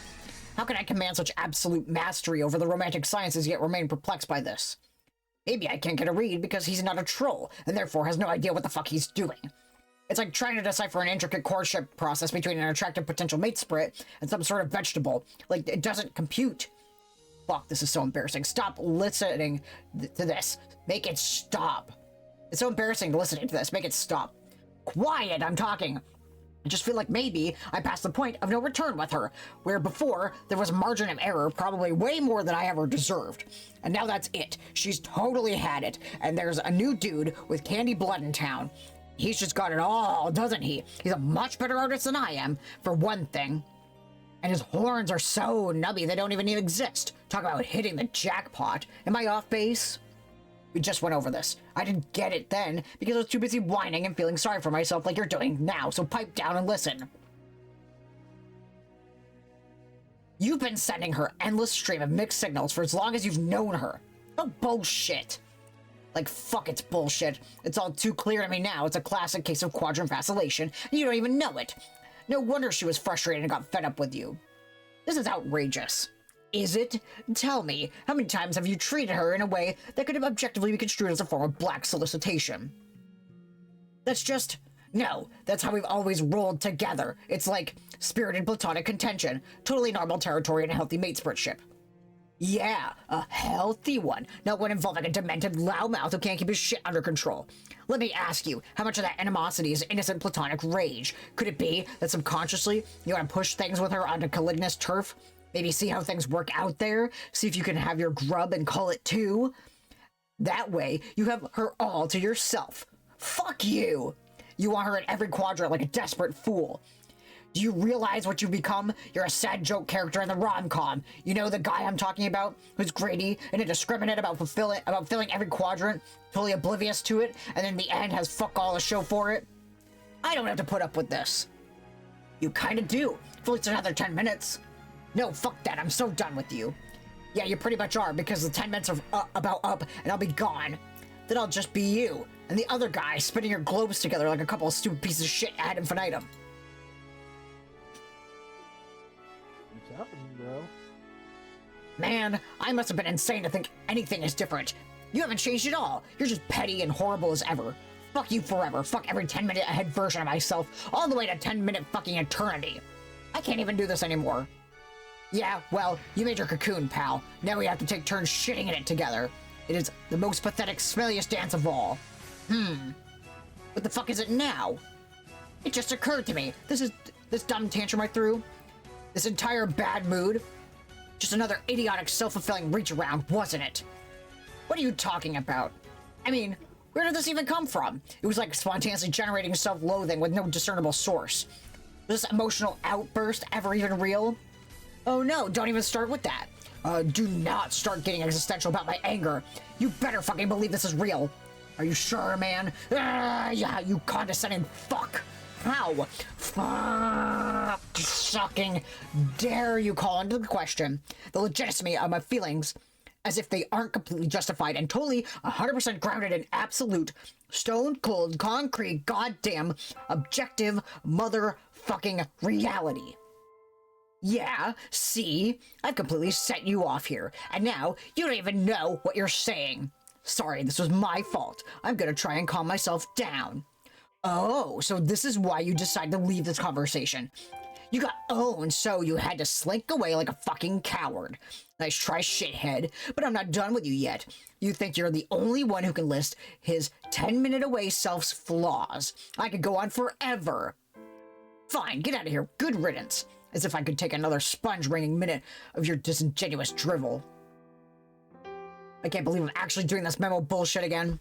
I guess I don't know what else to do. I just need to air out some shit with somebody, and everybody else here has their heads far up their nooks. I want to scream louder than I usually do. They're troll nooks and human nooks. Whatever the hell a human nook even is, you know?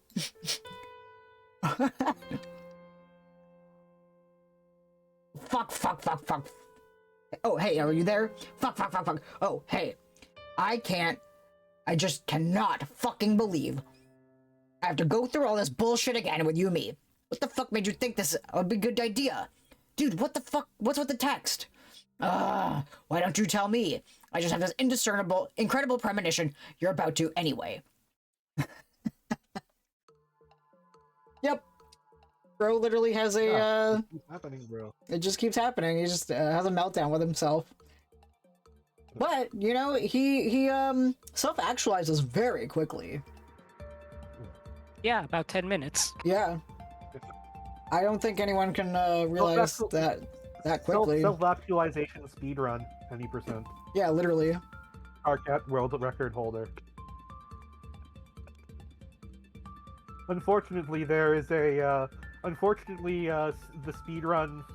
speedruns.com is very contentious on this subject because past, present, and future Carcat all claim the record simultaneously.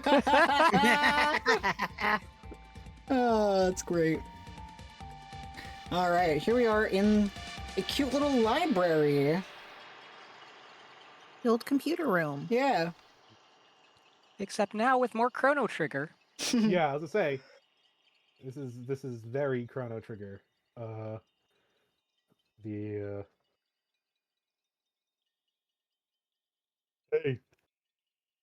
Sup?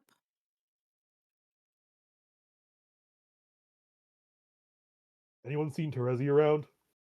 No, why? We were gonna do a thing, but she's not around and not answering my messages. on any one of the probably 10,000 computers lying around that they would show up on. A thing? Yes, a thing. I see. Shut up. What about you? Have you seen her? No. Have you seen Gamzee? Are you serious? Of course not. I haven't seen that guy at all since the first day we got here. Not once. Yeah, I know. Talk about an elusive juggalo. Probably like the shyest fucking juggalo of all time. Pretty sure only Karkat's seen him. Don't expect him to rat him out either because of the Moirail junk. Or Morail junk. Moirail? Moirail? Alien words. I wouldn't expect him to. I wouldn't even ask. It would be really bad form to ask him that. Yeah, I mean, I bet you think you're imparting some really obscure cultural fact about trolls. But really, a human said to another human, "Hey man, can you tell me where your best clown friend is hiding so I can go chainsaw him to death?" Just FYI, that would probably be bad form too. Okay. I don't know, it's been a year already. I think he's really intent on hiding. And hanging on to those dead bodies. Probably scared to death of you at this point anyway. Maybe you should just let it go. Rose, back me up. I try to stay out of troll interpersonal politics. Interpersonal? Wait. Are you saying this is like a spade quadrant thing? Is he trying to be his kismet fish? I'm saying no such thing. Well, if she hates him, isn't that what that means? Dave, don't be a dick. You're embarrassing her. No, I'm not. She's cool. Look, she's being cool about it. I'm being cool about it. See? It's not like that. I just want to find him, and at least wound him somewhat. Yeah, I see there. I knew there had to be a perfectly harmless and unerotic explanation. Shh. No. See, I'm explaining this badly. All I'm saying is basically just fuck that guy. Got it. So what are you up to in here? What's with all these books? Research. We're trying to put all the pieces of the puzzle together. You're aware this meteor has many secret rooms scattered throughout, including libraries, right? Hell yeah, we looted one of them for the Cantown project. Cantown? I told you about Cantown, didn't I? No. Well, the thing about Cantown, and all there really is to say about Cantown is, it's awesome. The end? Wow, what a story. But, so, what is the point of this research? Primarily to gain a more thorough understanding of the situation we'll be entering when we arrive. I thought you pretty much already knew the situation, since you can see the future. Oh my god, I've told you, I can't see the future. Yes, you can. You totally can. Okay, but not all of it, only certain relevant pieces. It's a bit frustrating when people make that presumption about you. For instance, you are a Knight of Time. Since you have such mastery over time, doesn't mean you should know everything about the future too? No, that's totally dumb. I could know things about the future if I time traveled and found out firsthand. Nobody's mistaken that about me. I'm a time traveler, not a fucking fortune teller. It's simple as shit. Right, so there are significant limitations on what you know governed by certain rules. That's how it is for a seer too. Okay, whatever. But I will say I have been able to use these abilities to assist with research. I can treat my finite glimpses as an initial resource of information. If you combine that with the knowledge we've gathered from these texts, the things we've learned from our various encounters with the deceased, with a bit of inference and deduction, and a more detailed picture is coming into focus. Nice.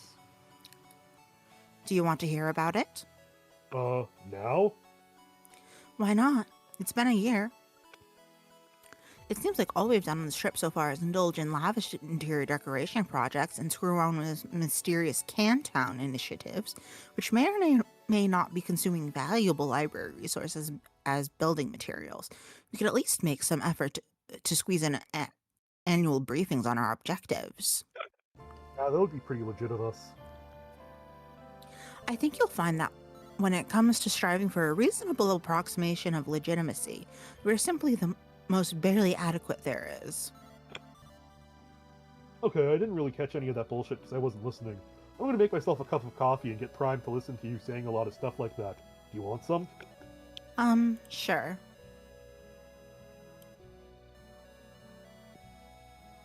With a sound effect.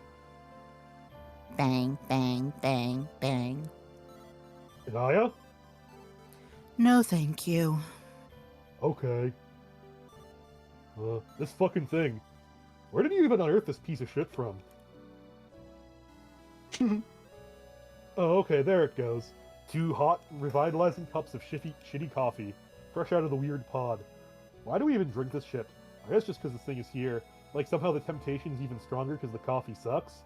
Don't know how the fuck that works. There's such a thing as apple juice on Troll World. Could go for a bottle of AJ. Wonder if there's any booze squirreled away on this meteor. Kinda feels like we should be drinking our asses off here. No adults, nothing to do. That's what you do without adults, right? Get wasted all the time? Wait, what the fuck am I saying? Trolls don't even have adults. Well, they do. But they're all in outer space being insane badasses. I guess they do have the stupid nanny monsters. Do the monsters give a shit if they get wasted? Are you talking to us? What? We can't even hear you mumbling over there. Oh, How's that coffee coming up? off the shit is how. All being, like, in cups and everything. You sure it makes it to the table before it accumulates that strange, unctuous film on the surface? So what's in the big book you're writing in? Is it more wizard fanfiction? No, it's something like an extensive journal. I'm recording everything we've been through so far, and detailed notes on everything we know about the game. I'm also using it to document our research and extrapolate on the new session and players. So it's like your nigh unreadable game fact in tome form. Somewhat. You sure like to write big game guides. I don't look at it that way. I'm approaching it from a standpoint of responsible historical documentation. Don't you think people in the future will want to know about our story? I guess.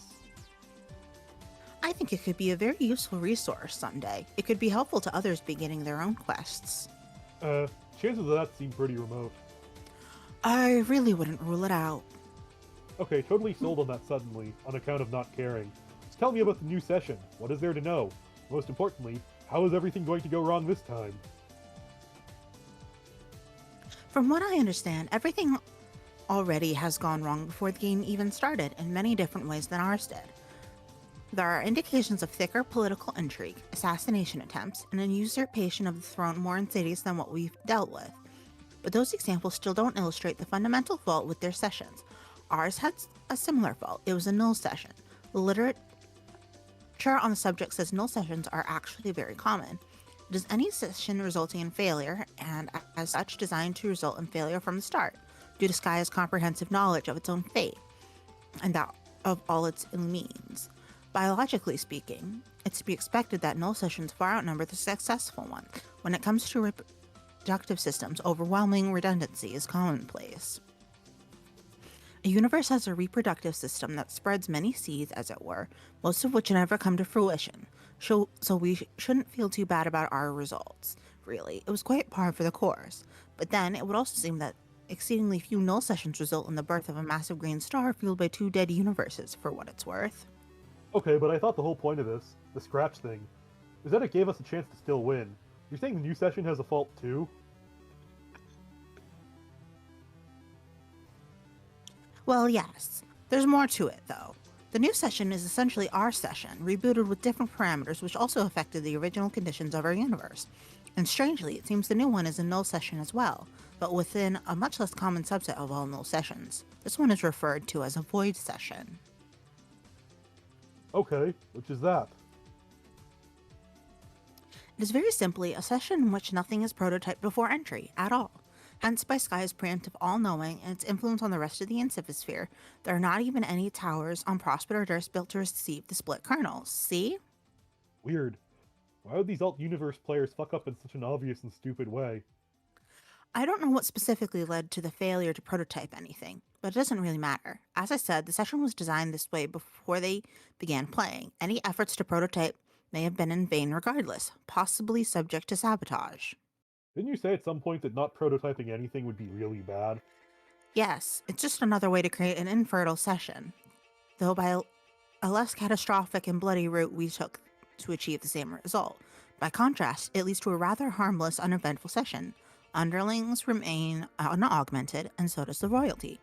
While this may sound advantageous to the players, it is a curse in disguise. The lack of prototypings, which keep adversaries unevolved, has the same influence on the battlefield. Without successive prototypings, the battlefield will never reach its final form, which must be fertilized to grow a new universe. Instead, it remains in its most basic form, stuck in internal stalemate. There's nothing players in a void session can do to change this. They are resigned to live out the rest of their days in a dead-end session. Still waiting to hear how this is in any way an improvement on all the shit we just escaped from. It's a vast improvement. The new session is a blank slate without a ridiculously short time limit for victory like ours had. There will be no time limit at all, in fact. Once we arrive, ostensibly, that is when the nature of the session will change. It won't be classifiable as either a null or a void session anymore. It will be something which, as far as I can tell, is unique. The fully matured battlefield from our session can be used to make the new one viable. The path to success will be made possible by a combination of efforts and assets from both iterations. Usually scratch sessions are absolute resets, and involve no direct influence from the first attempt at all. I can't find any precedent for our situation. Jade is our battlefield, right? Yes. So she shows up and drops it in Skya. And then we take the result of all that damn frog breeding we did and stick the thing in there somehow. And we sit back and wait for it to do its huge ribbit or whatever. And we're golden. Pretty much, as long as there's an actual vacancy in the center of Skya when we get there. Is that going to be a problem? I don't think so. Even if it were, it would be a trivial obstacle. But as it is, I think the forces opposing these players are clandestinely working towards the same goal as we are. From what I can tell, gestures of antagonism, while certainly posing legitimate danger, have been factored in as critical stepping stones to one destination shared by all parties. I don't know why this is, or what the motives are yet. The appearance is one of clear sailing ahead, but traces of conspiracy are everywhere. Okay, but conspiracies aside, it never really looked like clear sailing to you. That's not what I was seeing. We're going to arrive, and soon after Jack is going to show up. And we have to beat him, right? So there kind of is a time limit. Yes, we will have to deal with Jack before all is said and done. And that will definitely be a major challenge, but it's not impossible at least, not by design. When I said there would be no time limit in the session, I was talking about something more specific. There will be no reckoning. Oh, why not? It's a logical consequence of any void session. The battlefield never evolves, and therefore the more extensive war between Prospit and Durst never takes shape. It is only when the Prospitian king falls in the battle that the reckoning can be initiated by the forces of Durst. The meteors then rush to destroy the battlefield, while Skya redirects them through defense portals for as long as it can. Thus, if there is no war, there is no reckoning, no meteors, no imminent threat of failure. This is, of course, good news for Earth as well. During the reckoning, Skya redirects all incoming meteors to the only place it can, Earth. So it turns out that players who initiate a void session are not actually condemning their home planet to an apocalyptic wasteland after they leave. In the new instance of our universe, Earth is just fine, sort of. So, no meteors came at all. You mean by fucking up and having to scratch, we also sort of saved Earth in the process? Again, sort of. It's not that there were no meteors whatsoever, just the vast majority of the destructive onslaught never showed up. But delivering the temple to the site of the forge is still integral to jumpstarting the session. That meteor, however, could have been propelled through a portal by any means, not just via the reckoning. I see. What about the players themselves? They had to arrive on meteors too, didn't they? I guess the baby meteors were some exceptions too, right? Yes, but they weren't flung through portals in their own session, nor will they be created there. They were created in our session and sent back through portals, just like us.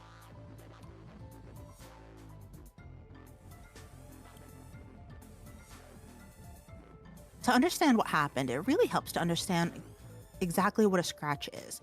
When John severely damaged the beat mesa on your planet and sent it off to Skya to release its temporal energy there, you could view it as a kind of request. We were asking Skya to change everything at a fundamental level, and we gave it the energy to do so. But Skya is a very passive entity. It only knows and sees, but it never quite acts.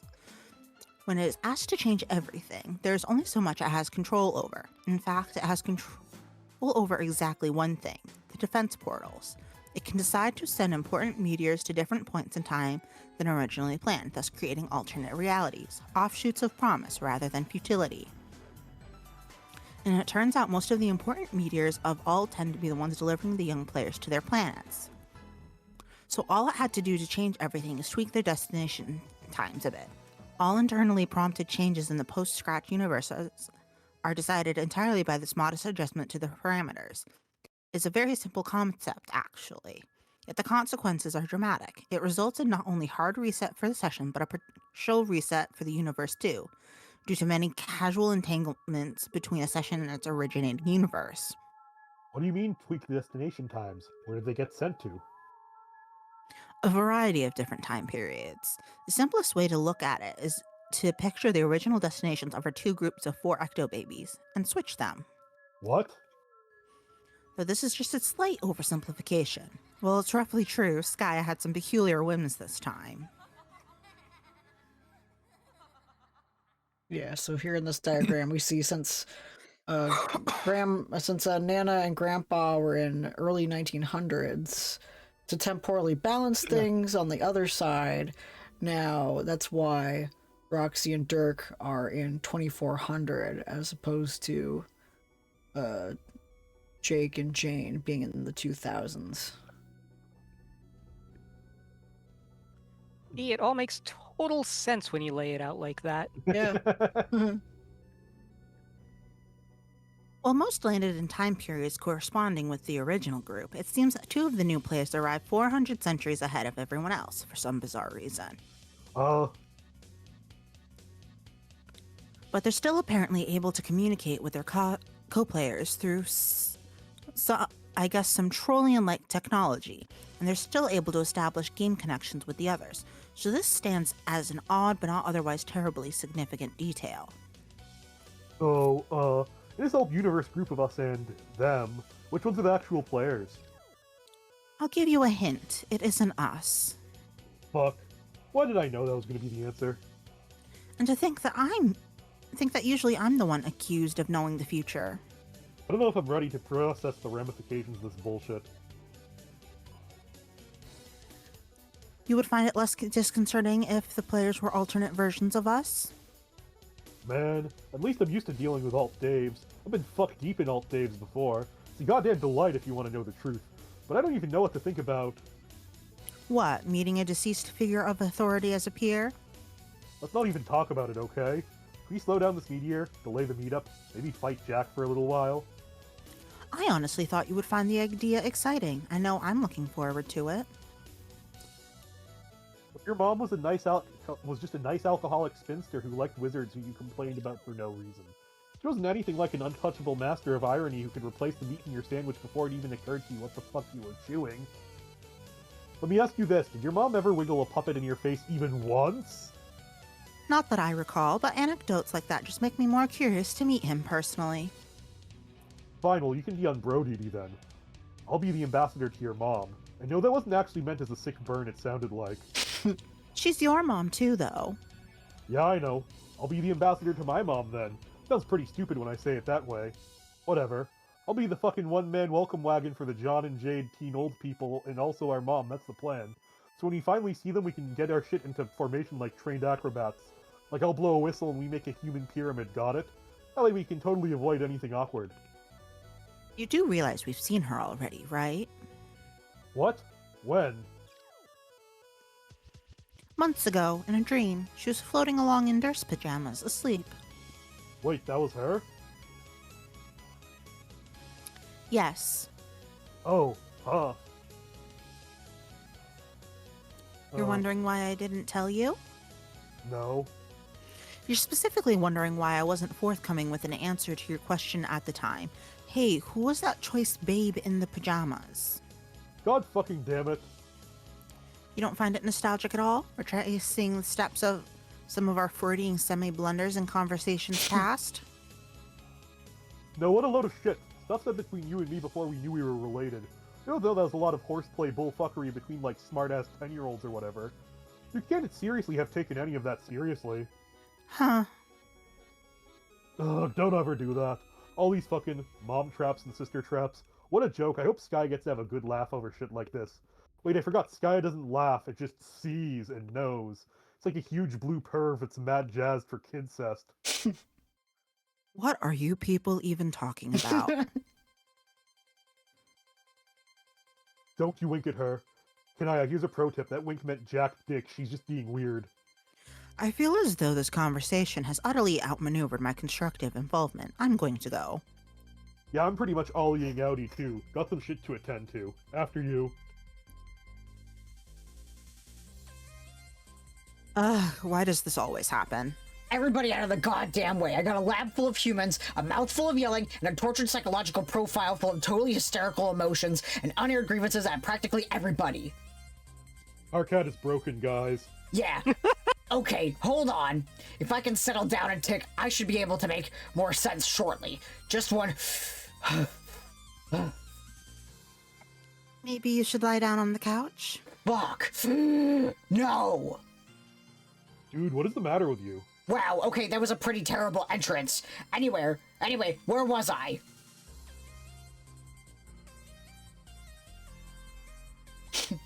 I don't know, but I was just leaving.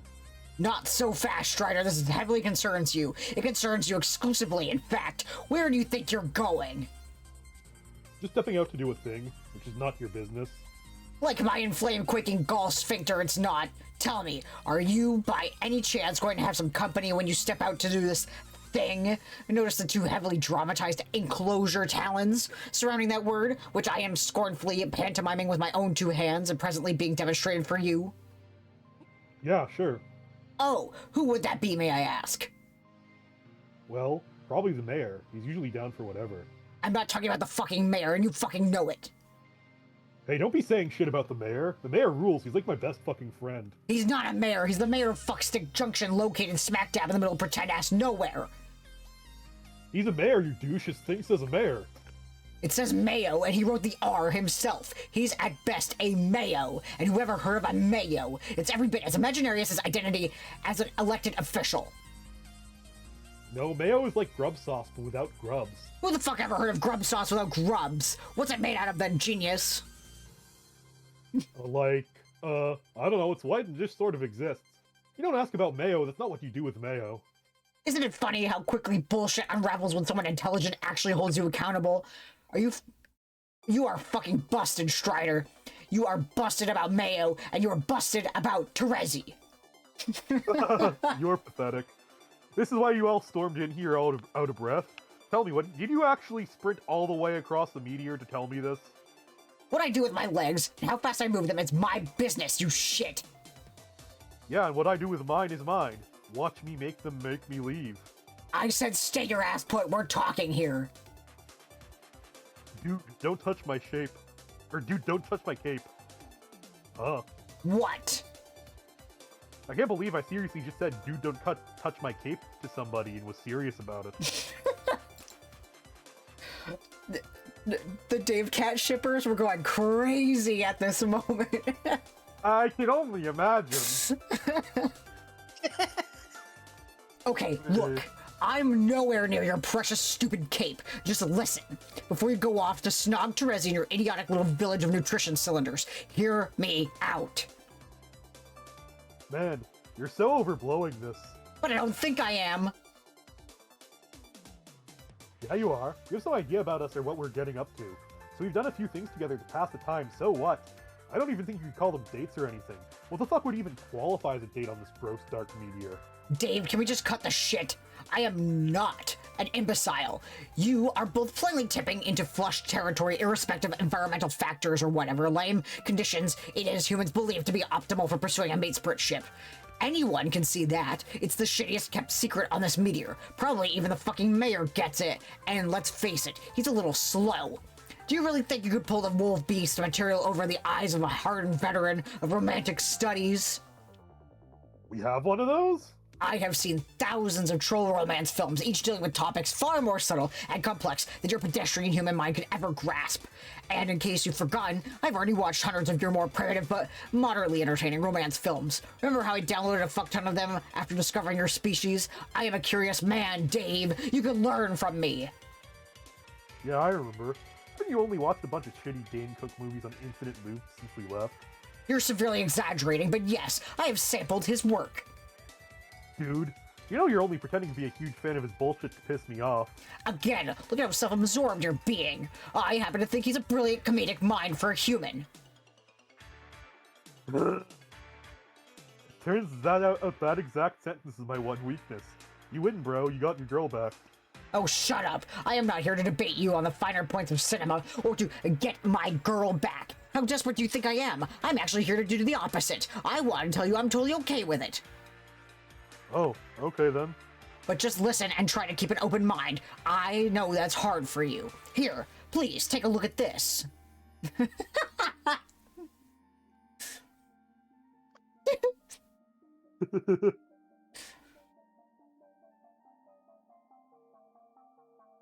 Oh no, what the hot mess of fresh fuck am I looking at?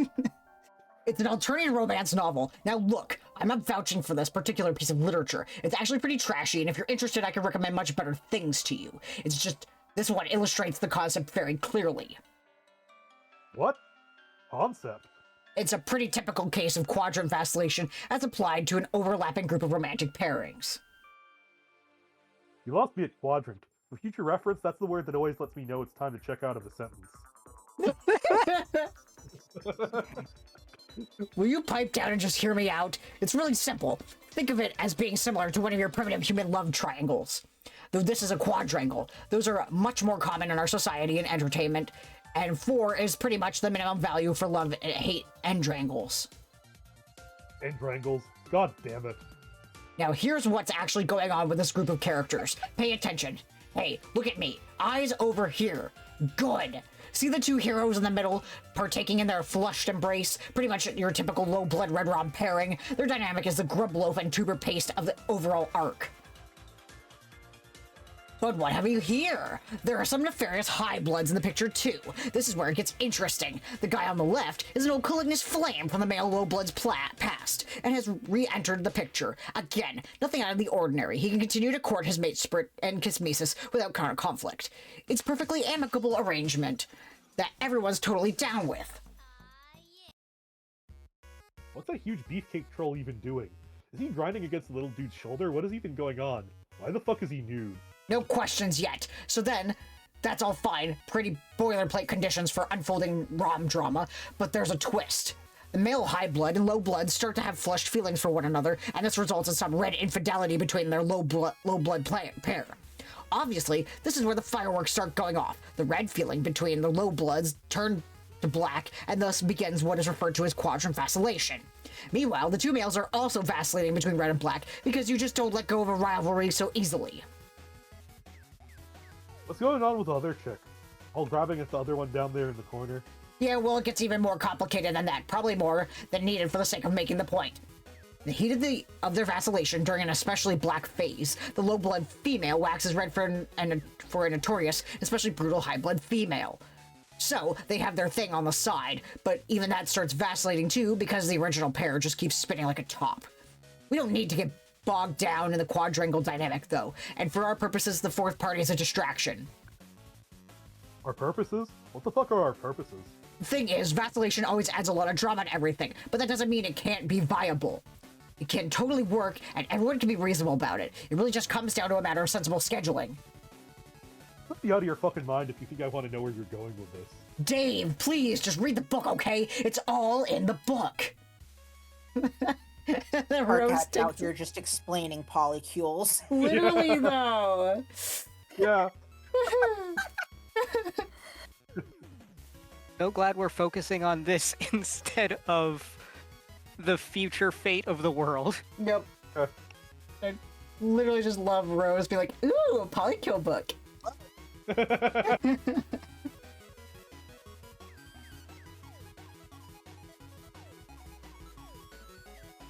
I'm not reading that shit. I can't even read your stupid troll language. Would you think I can?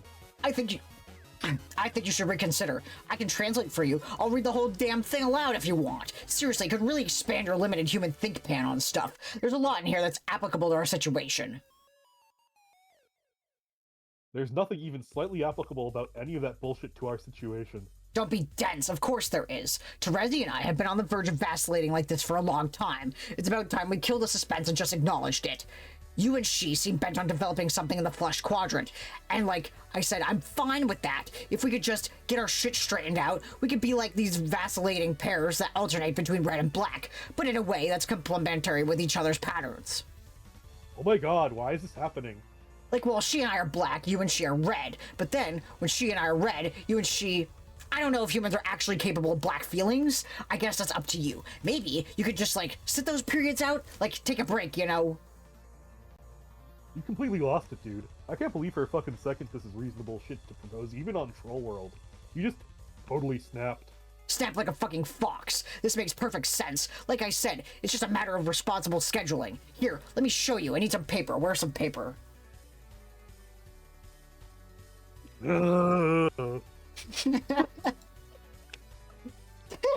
Look, it's perfectly simple. Hang on while I draw the guidelines. Oh no. No, you are not making another shipping grid, dude. It's not a shipping grid. It's just rows and columns for a schedule. It's a grid. You're drawing a goddamn grid. I'm not letting you draw a grid for this stupid shit. Come on, look here. These are the days of the week.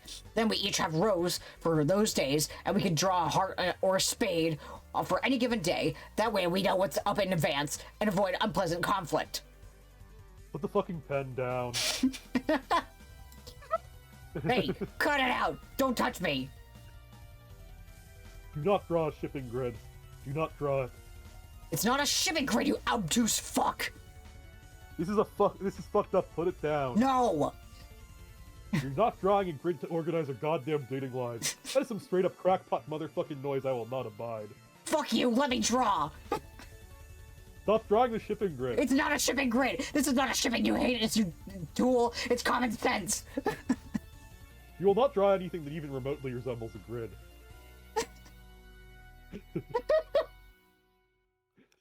Do not draw this arrangement of squares or otherwise interlocking polygons. Let go! You'll not draw a spreadsheet for the purpose of allocating time spent with a mutual girlfriend, you horse's ass. That is exactly the shit I do not want to see. Look, I just drew a square. Get ready to see a lot more of those. No, stop. Do not draw any additional squares. Do not draw any quadrilaterals or trapezoids or rectangles or fucking endrangles, and especially as fuck not any goddamn rhombuses.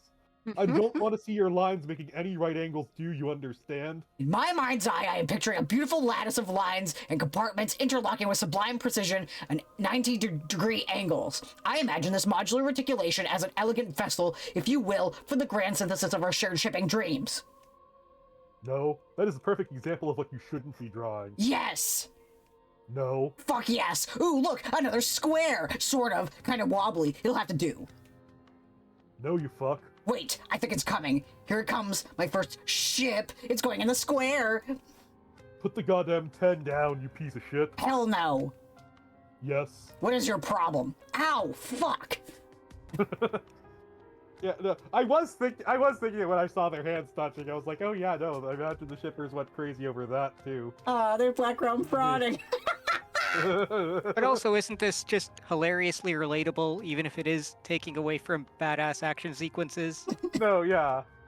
The... My OTP is touching. I love the whiplash that this comic is. Yeah.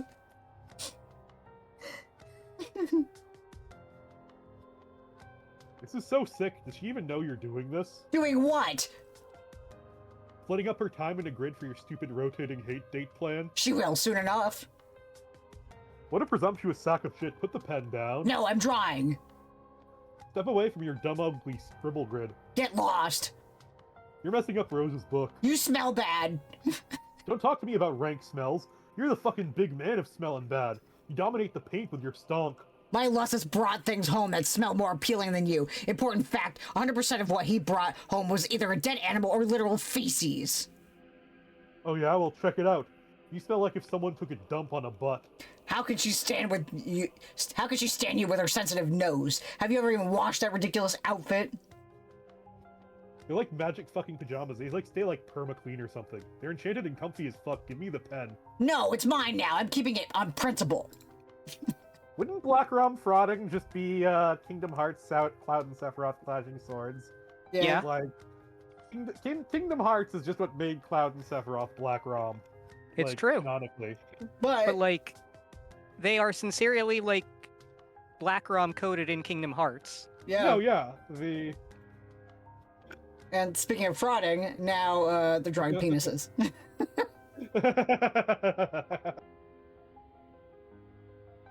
Karkat, whoa man, what are you doing? Why are you drawing all these human dicks?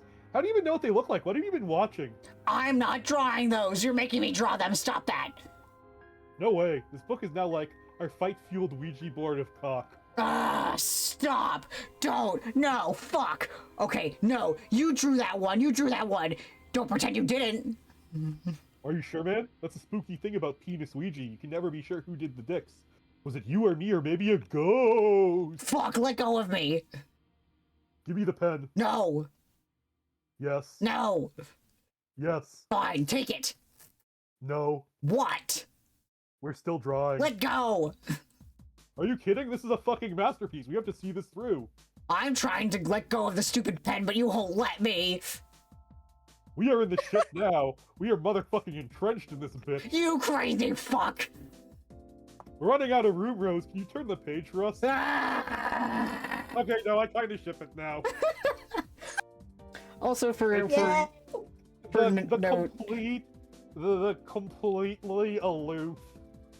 completely aloof irony poison guy, and the guy who's completely genuine but really angry. Mm-hmm. I just get the dynamic. Yep.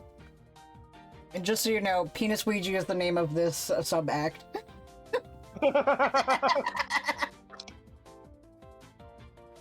This altercation is becoming uncomfortably physical. Get the fuck away from me. What are you talking about? You know what I'm talking about? Shut up and draw another penis. You don't even understand the social implications of all this hostile touching and grabbing, do you? I don't feel that way about you, Strider. Just step off. Sound effects. Bonk, bonk, bonk, bonk, bonk. Man, if you want to look at it that way, then that's your business. This is just an old-fashioned beatdown where I'm from. Deal with it. Why don't you old-fashioned go fuck yourself? Stop biting my cape. Yep, that looks like they're fucking. Yep. And then Kanaya's like, should I be their auspicious? She's also, it's going between question mark. Yeah. And she's like, is this? I don't know what Do I this need is, but to? do I need to intervene? Yeah. Good.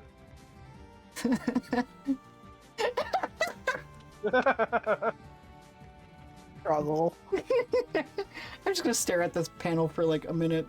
It's so beautiful. Just Karkat being absolutely just strangled in Dave's fucking cape.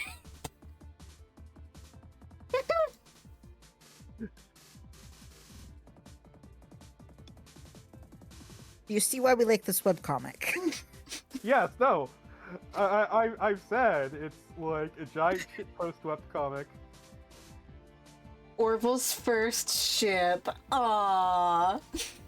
I don't even think it's my first. I think I said the first. Hold on a second. My mom's calling for reasons that are completely unrelated to She this. can hear you from all the way there. No, she's not home.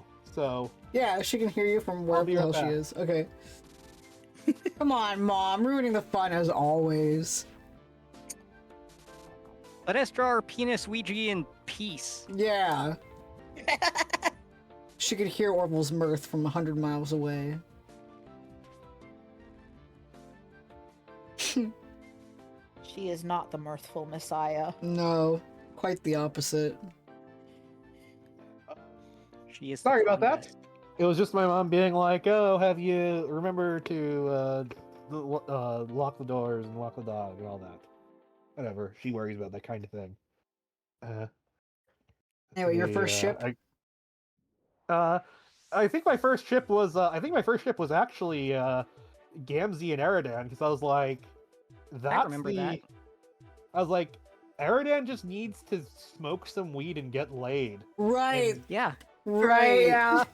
And Just Gamzee imagine was how things would have literally- gone if that had actually happened. Yeah, like Somehow I- things would have gone terribly. Literally. Yeah, well, things would have gone terribly. I mean, they would have gone on killing sprees together, but it would be, they're going on killing sprees together. My Blorboses. Aww. My Blorbos of unstoppable mass murder. They slaughter all in their path. And now your perfect cinnamon roll is being entrenched with your perfect doucheman roll.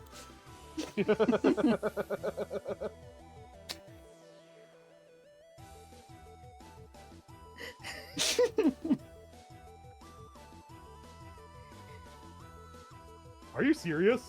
Dude, unreal. You're like a cape magnet. Grab. Hold still.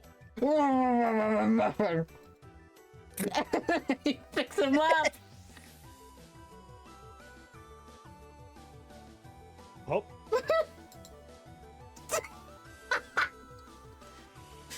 Duplex. Ooh, yeah.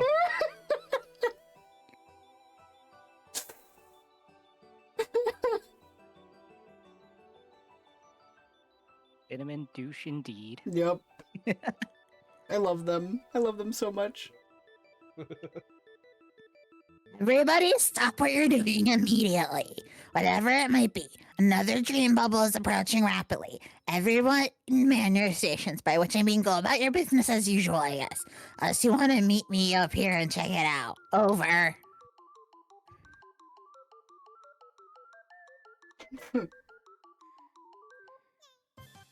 All right.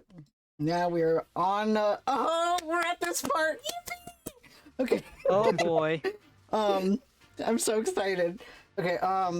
Now we're back on the ship with John and Jade playing Ghostbusters 2, the MMORPG.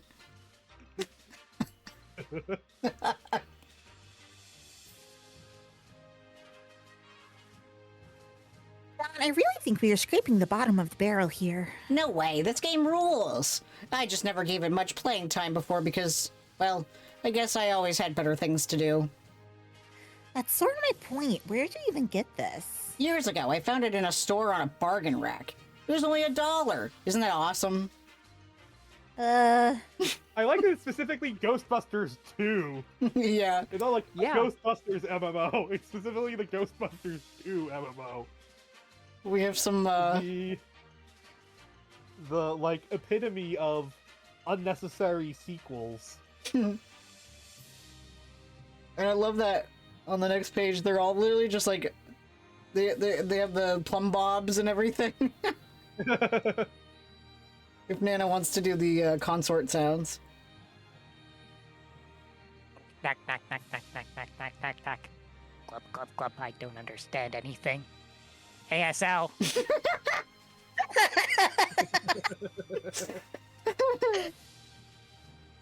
This picture is art. AI couldn't do this. No, absolutely not. No, yeah. I don't really think this is my kind of game, but I will play it with you today because it is technically your birthday. Yes, you won't be disappointed. How many people did you get to play this? I don't know. I only showed it to a few people, but I guess hundreds are playing it now. Nobody's very good at it, though. I keep trying to tell the salamanders and chess guys not to cross the streams, but they just keep crossing the streams. Just between you and me, I think a lot of them aren't very bright. Why can't you cross the streams? Jade, please. It is just something you can't do when you're a Ghostbuster because it spells big trouble. Everyone knows that. You should hurry up and make a character already so we can get started. I'm working on it. There's so many options. What kind of Ghostbuster should I make? I just love the consort LAN party. Just any old Ghostbuster, as long as he looks awesome and he means business. I will begin organizing our squad. What do you have to do? Well, first we need to buy an old abandoned fire station to use as headquarters. Luckily, half the city is composed of abandoned fire stations that are for sale. This game is actually really stupid in a lot of ways now that I think about it. No. Hey, shut up. I take it back. It's great in every way. Sure, John, whatever you say. Okay, now I have to find us a mission. Gotta hire a sassy secretary. Just have to peruse this extensive palette of sarcastic red-headed ladies. Okay, here is a good one. Then we wait for a phone call. This can take anywhere from 10 seconds to several hours. Are you serious? But that's fine. There's lots to do in the station to kill time. Like talk to Slimer and get slimed by Slimer. Okay, I guess that's pretty much all there is to do. What about that fire pole there? Can't you go down the fire pole? The fire pole is strictly decorative. Are you almost finished making your character? Yeah, I think I'm done. I'm pretty happy with this.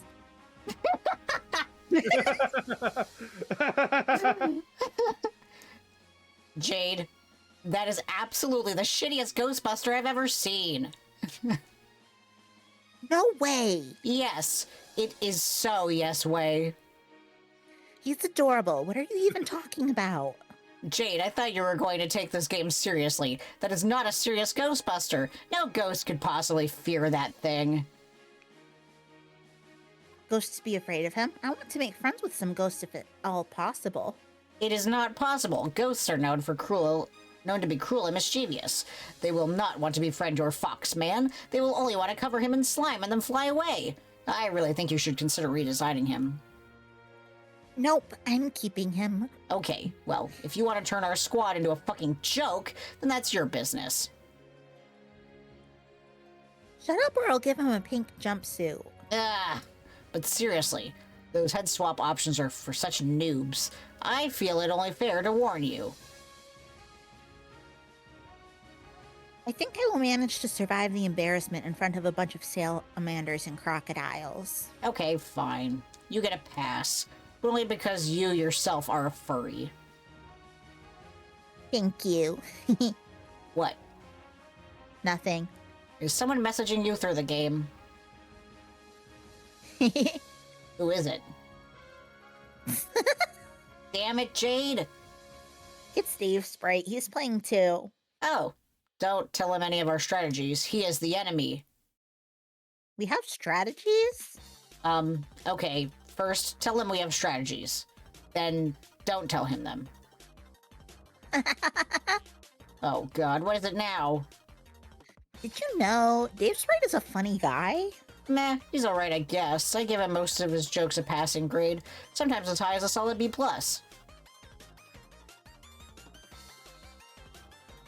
I just told him you said that. That's fine. He and I keep no secrets.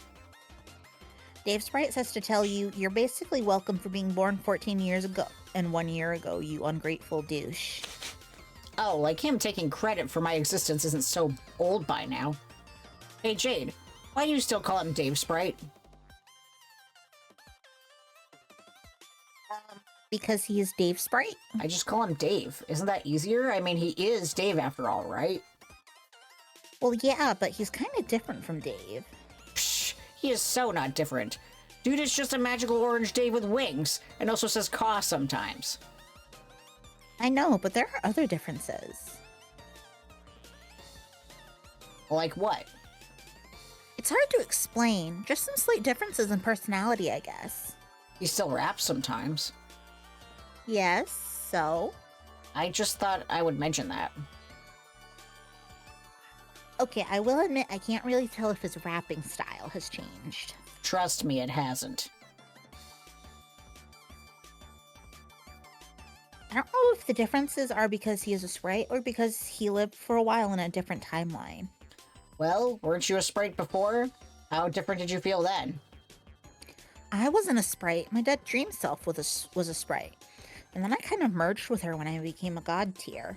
Oh, right. So half of you was a sprite? I guess. It's more like I'm still the me I always was, but inherited some of her memories. But they are pretty vague. Do you remember what it was like being a Jade Sprite? I remember being dead for a long time and making friends, mostly trolls. Oh, really? Which ones? None that we know now, that I can remember at least. They feel like such distant memories, like they were barely real. I have to admit, I am a little disappointed in the Dream Pummel thing. by the way you're describing it, I really thought we would dream about them on this trip more often. Yeah, maybe. Yeah, me too. Maybe it's something about this place we're traveling through? I don't know. When was the last time you visited one in your sleep? Man, that was weeks ago, I think. Yeah. And then when I do dream about them, it's just kind of weird. Either I'm alone in my own memory, talking to figments of my imagination, or I dream about someone we know, like a troll we have talked to, and I get excited, but then it turns out they don't know who I am. It's like a version of them that died before they ever even knew us, and it's just kind of awkward. Yep. And I still haven't seen Dave or Rose at all. Have you? Nope. Yeah, I'm starting to think it's not going to happen. I wonder if we're just not sleeping at the same time. That's it. For one thing, considering where we are, I don't think there's such a thing as the same time for us. That's true. Do you think the afterlife is just fucking with us, Jade? Maybe, but it's probably more like the way it used to be with the clouds and Skya. They didn't always show you things, but when they did, they were selective about what they would let you see. Like, they would make sure you saw whatever you needed to see to make sure things would go the right way. I always thought I knew so much, but in the retrospect, they gave me only a tiny glimpse of the big picture. That is so infuriating. I guess. I never felt that way when all I was doing was looking up at some clouds. I was happy to see whatever there was, but I guess it's different in a situation like this, when you miss your friends and you kind of wish the dream bubbles would play along. Yeah. Oh well. It's still like 2 more years. Also, looking up at that picture before we change the page, does Nana want to read the chat bubble? Yes.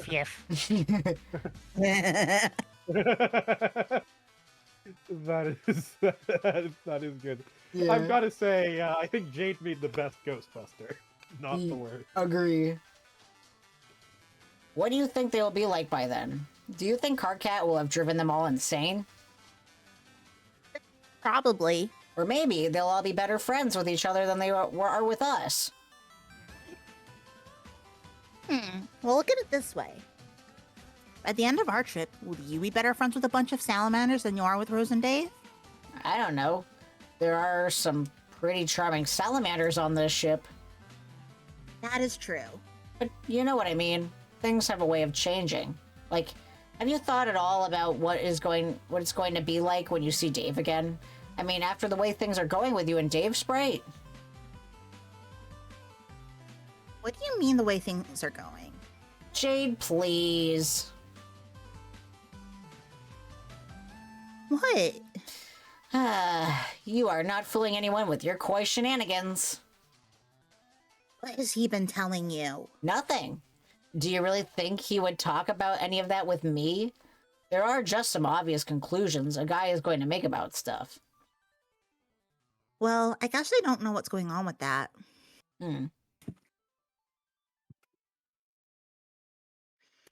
I really don't. All right, fair enough. What do you think he would think about that? Huh? The other Dave. I mean, hypothetically. Aha! So you have thought about it. I'm only wondering because you brought it up. Yes, I did. Then what do you think? I have no idea. We would probably never find out one way or the other, regardless. Maybe. Well, what about you, John? What about me, even? With the Stay Puft Man in the background. This is better graphics than Pokemon Scarlet Violet.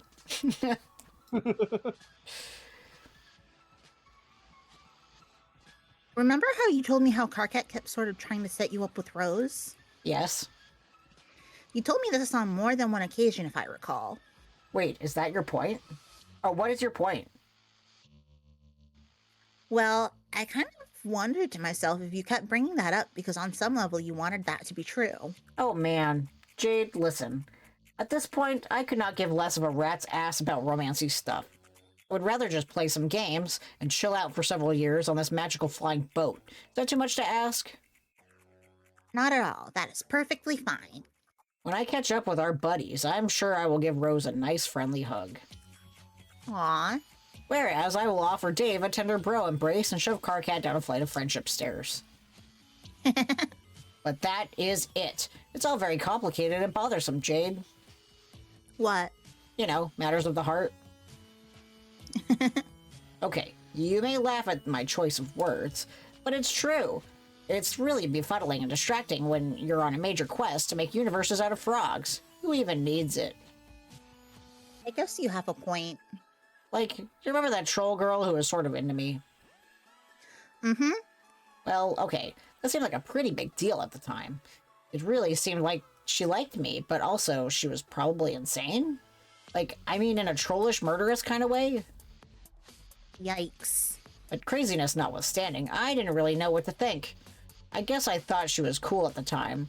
I was honestly kind of flummoxed about it. But the point is, when all was said and done, that was just some stuff that happened over one day, which was a whole year ago already. I barely even remember what we talked about.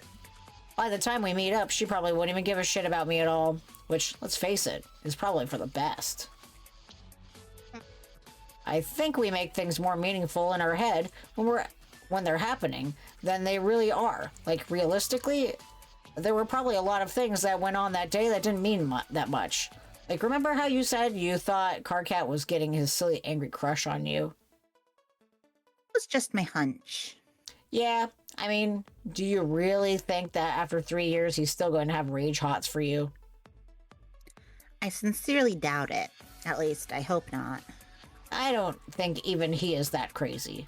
Anyway, my point is, who even cares about all that? Romance and dating are dumb and boring. We are legendary heroes, and we have bigger fish to fry like that smug fat ass over there on the horizon. He sure looks pleased with himself. Just look at him. He thinks he is the undisputed king of that mountain or something. It is so outrageous. Follow me so we can seize the high ground against this hideous ocean-dwelling marshmallow man. Steal all of his treasure. After you. I like how even though this is specifically Ghostbusters 2 MMO, everything about it so far has been from Ghostbusters 1. Yeah. Yeah. Also, I stand our aromantic king. I was gonna say Arrow Ace John. I love it. I'm so happy for him.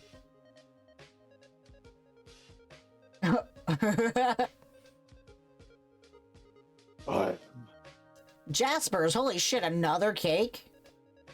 yeah. But there are still all these others I haven't touched. Nana is really baking up a storm today. Meow. Jasper's, whoa, what are you doing? Oh, he's singing Happy Birthday in meows. Meow meow meow meow meow meow. Meow meow meow meow meow meow. Jasper's, no, it's fine if you want to sing me the birthday song, but for the love of God, don't meow it. You're gonna rile her up. Meow meow meow meow meow meow John. No, Jade, come on, please settle down. Can't help it. Grrr. Damn it, I'm really not mad at him, I swear. Meow meow meow meow meow meow. Oh my God.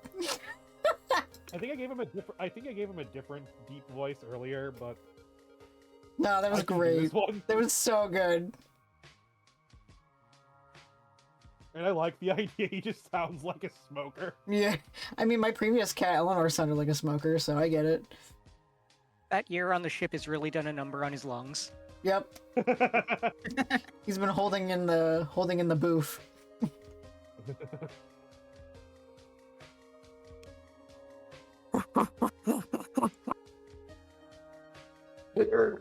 Ah!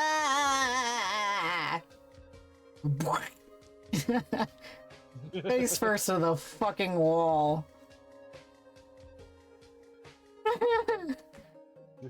And he's cold clocked.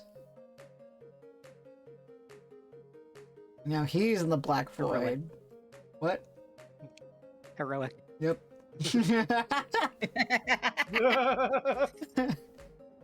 John wakes up in the void. There's a foot coming for him. Running all the way across his face.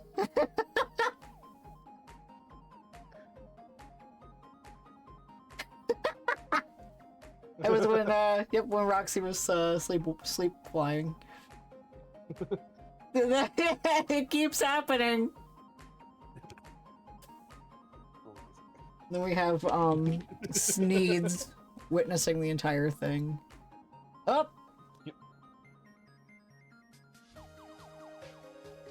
We get to learn her name. It's Mina. Mina Pisces. So who's doing Nina then? Me. Okay. Hey, you. God tier boy. What are you doing there, blue boy? Hey, I'm talking to you.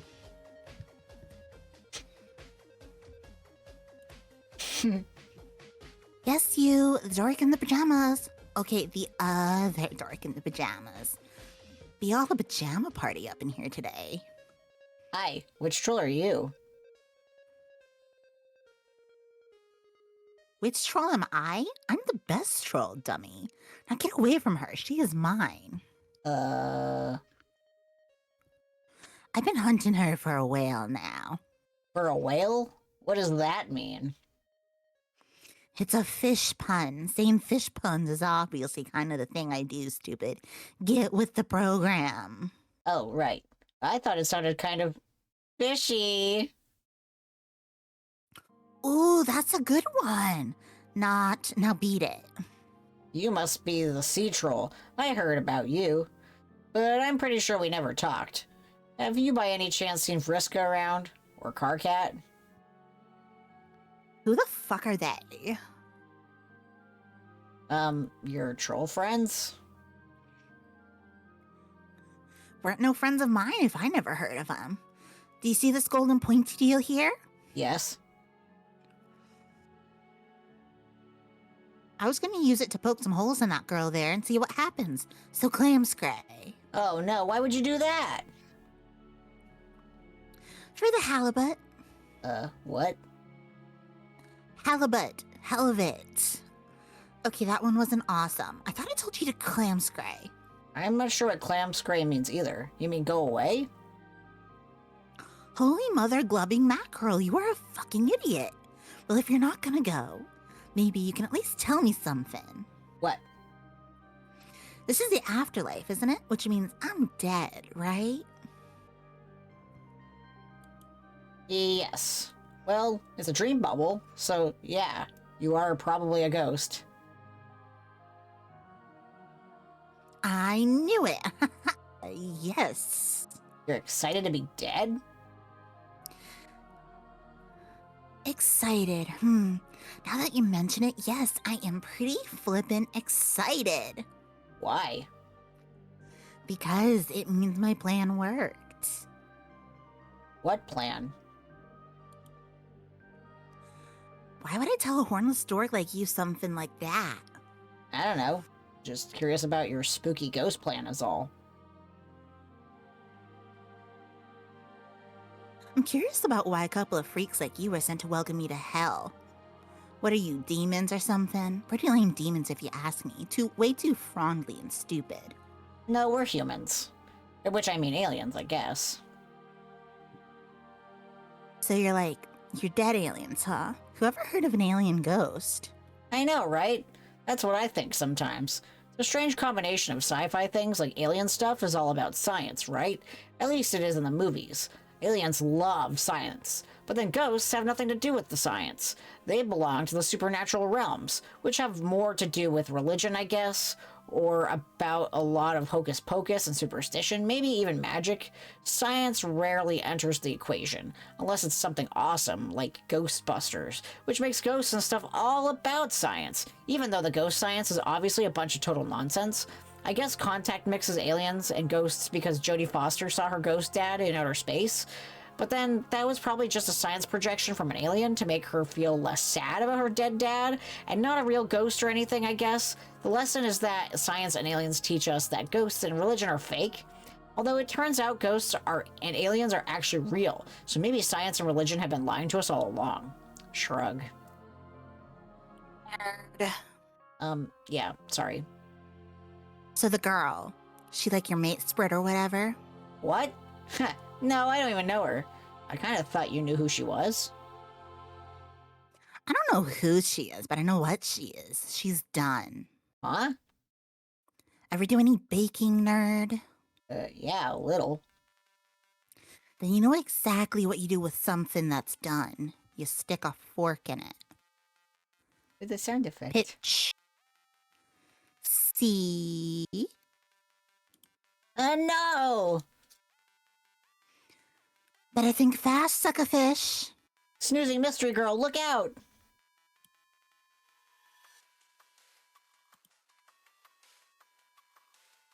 Whoa, is that John? Yeah, I think it is.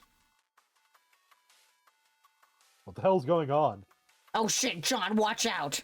Well, fuck. Looks like he's still an idiot. He's awake! Yay! Lucky, because that would have definitely been a heroic death. Yeah. And here we are. I believe that there was a pause in between those two. So it was like, oh no, he might be dead. What? I could be wrong. Where? I think they're talking about when it was originally released. Yeah. Oh. Alright, so here we are in the meteor going past what looks like where Terezi grew up. And we see a Terezi. Maybe the a Terezi. And she's crying. Or bleeding out her eyes, right. With a message from Vriska.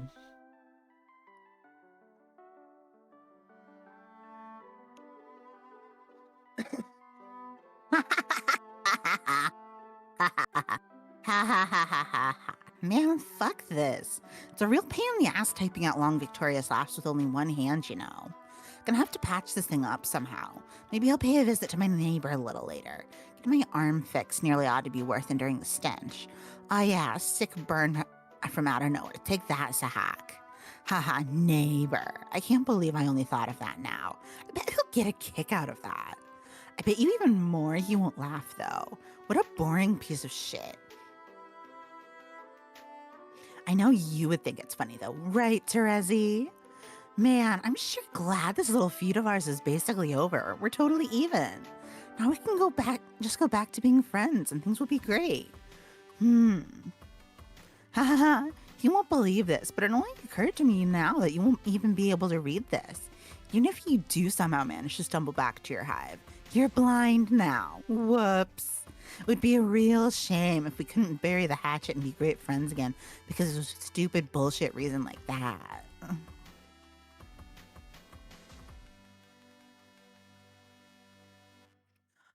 Oh, I know. Maybe I'll mind jack some random chump and send him to your hive so he can read my message to you out loud. What a perfect solution. You can be your assisted living slave. I would have had the perfect candidate all lined up, but he recently lost the use of his legs, unfortunately. Oh well, I'll just roll with the punches like I always do and find someone else. Just say the words and I'll make him do whatever you want. Read my awesome notes to you, hang some more plush dragons from your tree, pre-chew your food. Well, maybe not pre-chew it, since I didn't exactly knock your teeth out, did I? Maybe more like pre-look at your food to make sure there aren't bugs in it. See, isn't it great when we're helping each other out instead of maiming each other repeatedly? This is how it should be between Scourge sisters. All the maimings and backstabbing should be saved for the friends and foes who get in our way, don't you think? Hey, what do you want to do for our next campaign, by the way? You can take the next one easy. I'll try to think of something better suited to your new disability. I mean, I've already pretty much nixed anything involving stairs because of Tavros, so...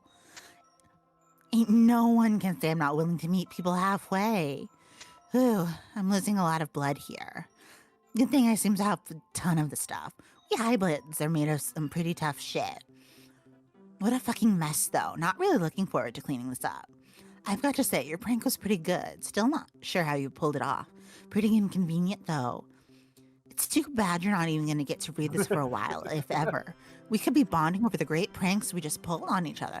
Oh well, guess I'll take off before I drop dead like some kind of loser you never get to hear from me again. See you around, sis. Wow, I can't believe I almost forgot what a completely crazy bitch you were. Hey now, what kind of attitude is that to bring into this memory? Oh, yeah, sorry. Easy there. No need to waste good remorse on such a trivial exchange. I'm only reminding you that if you bring too much baggage from the past into the memory, it is doubtful your experience will be either therapeutic or cathartic. Ugh, what? You were the one who invoked this memory after all. Isn't this why you're here? Is it not what you have been hoping for and fretting you may find ever since your journey began? A chance to say you're sorry? Vriska, you sound really different. What happened to you out here? Sorry for the ruse, though it isn't as far from the truth as it possibly could be. I'm not who you think I am. I, of course, needed to visit you through a memory, and interestingly, this is the one you gave me. No ill will or upsetting hijinks were intended. Who are you? Ah, it is Triska. Or Aranya.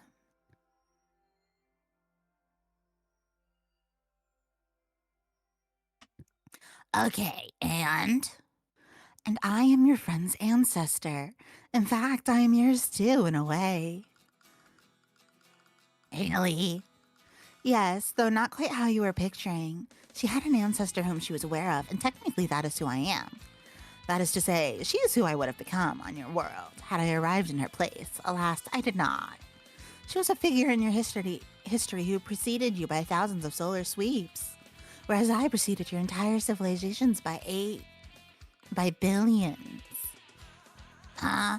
I don't get it. That's okay. There is plenty of time to sort it all out. I've been keeping an eye on you all for quite a while. Your whole planet, actually. It was very interesting this time around, to say the least. Even had a different name. Alternia. Haha. How heavy-handed can you get? The man responsible was a bit of a wise guy. He wrote everything. He had a knack for overzealous storytelling, which was a harmless enough habit, and usually I'm guilty of it myself sometimes. But it's not so harmless when the perpetrator is omniscient and omnipotent. nice. Excuse me. Omniscient? You mean Mr. Milkshake? That's right, but he's dead now, and the story is over.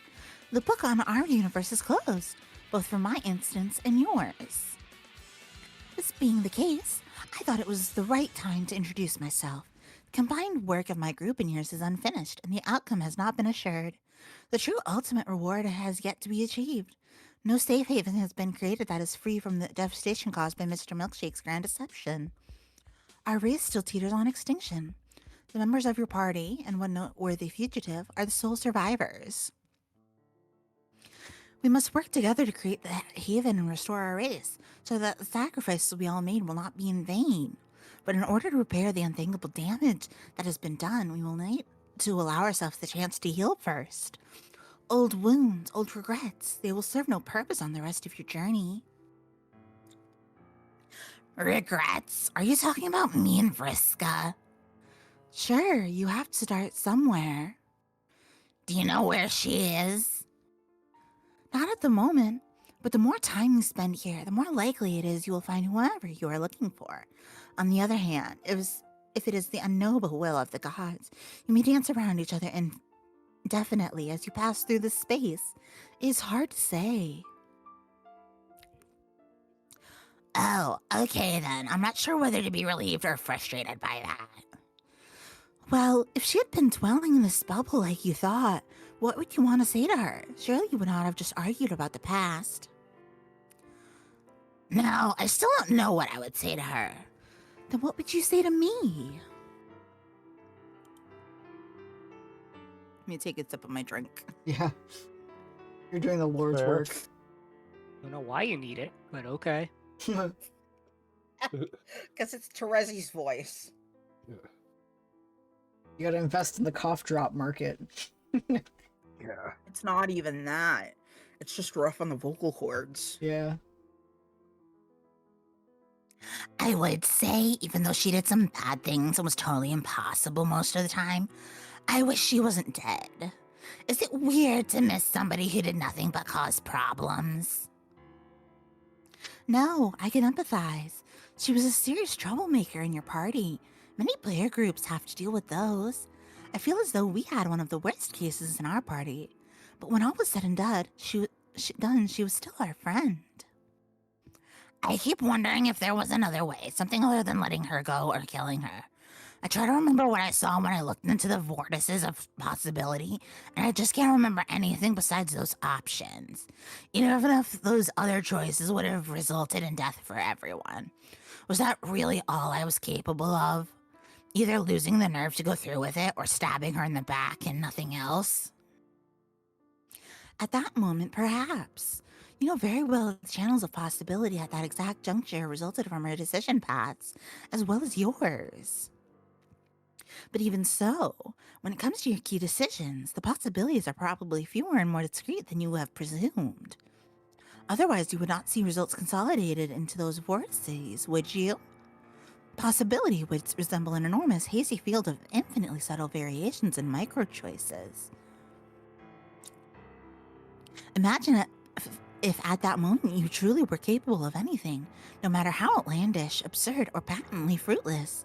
How would this vast amount of information present itself to you through your senses? What difference would it make in your final decision if all the other tributaries of whim spilled into the same decaying future? And what would this make your agency as a hero meant to learn and grow? Look at it this way. Imagine that over the course of someone's life, they are truly capable of every conceivable action at any moment, and did indeed take each of those actions in different branching realities. Doesn't a scenario like that deaden a person's agency just as much as one where their fate is decidedly etched in stone as a single path of unavoidable decisions? Who exactly is that person who can and does take all conceivable actions, other than someone perfectly generic, who only appears to have unique predilections and motives when you examine the arbitrary paths they happen to occupy? Don't know. Pardon the esoteric tangent. These are my instincts as a hero of light kicking in. It's hard for us to resist prattling on about matters like this. Oh God, like Rose. Yeah, she never shuts up about it, no offense. You may seek to understand your decisions and look for justice in their consequences. You may wonder why honorable choices from the innocent are punished by banishment to a timeline in which everyone dies and all is gradually dissolved. It helps to understand your role, not just as a hero who must overcome, but as a single capillary within a much larger bioexistential system. Think of it like a circulatory system, where the veins and capillaries that do not help the overall flow of blood through the system are likely to wither and die. Those are doomed offshoots. Reality itself is using you and many others to propagate its own existence. Strictly speaking, there's only one path to its successful propagation, but it still permits you to make choices. Not all that are conceivable, but some nevertheless. As dictated by who you are and the challenges you face. You are free to make key decisions however you like, as long as you understand that some of these paths, unfairly or not, will lead to oblivion. Because those choices do not contribute constructively to the perpetuation of all existence, including your own, such as the burden assumed by anyone who plays this game. Sounds a whole awful lot like what I would call a determinism demon. I can explain that does. later. Yeah, I guess I understood some of that, but never quite put it all together that way. I don't think I was a great seer of mind. Well, you aren't finished being one, are you? Meh, I don't think of myself that way anymore. I used to feel like some pretty hot shit, directing battle traffic against the king, and all flipping coins in people's faces and stuff. It seems silly now. I don't think I ever knew what I was doing. When I confronted her, it was time to make up my mind. I thought I had it all figured out, like this was what I had to do. Not just to save everybody, but some stupid rite of passage or something. Then it came time to do it, and it was all happening so fast, and I forced my own hand. I could either let everyone die in one reality, or kill a friend in another, and I tell myself we're the only two vortices I saw. But then, I was the one who made the series of decisions that led up to that choice, and completely painted the options into that corner. Anyway, I wish I could just tell her that. Which one would you tell it to? Huh? The one who fought with Noir, or the one who didn't? Oh, I mean, I guess either. But I was thinking more about the one whose death I'm actually responsible for. Well, this could either be my experience as an ancient ghost stalking, or the perspective I'm naturally given to as a light player. But aren't you equally responsible for both? I guess. I can see why you would feel more responsibility for one than the other. My perspective is formed by my class and aspects. It was to my advantage as a healer to see things a little differently, to find equanimity across many different outcomes. Oh? There's more to realization of our roles than gaining flashy powers. And there's more to healing than repairing battle damage. You killed a friend and you understandably feel regret. But it's done. She's gone and you're still here. Now what?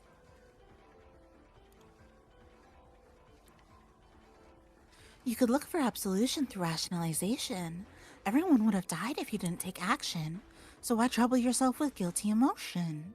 But there's no real healing power in believing that. I don't think it was what you wanted to tell yourself anyway, is it? Not really. Or what about through renunciation of responsibility? If you were just a tool used by reality to perpetuate itself, where's the blame? But that would be another empty idea that has no power to heal. Yeah, I've tried rationalizing stuff that way. Doesn't really help. You've been led to believe that such acts of violence are natural for your kind, and that if you're upset by the consequences, then something is wrong with you. But it isn't as natural as you might think. That conditioning was a part of Milkshake's long con.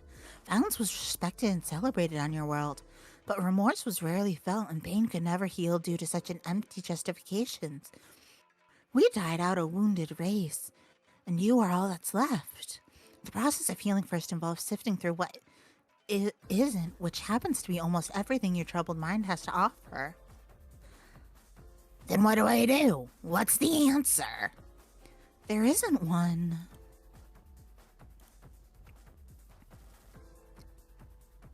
It takes time, and it's only accelerated by looking at things honestly. This is what I did as a sylph of light. Help people see things. I could even perform the feat literally if you wanted.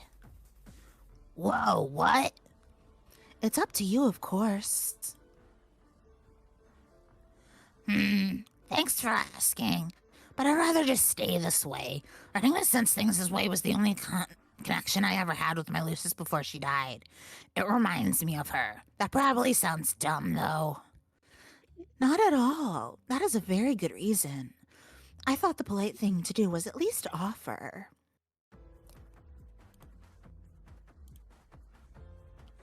It's cool that you want to help me heal and all, but I still don't really know anything about you other than you seem like some sort of much nicer Vriska.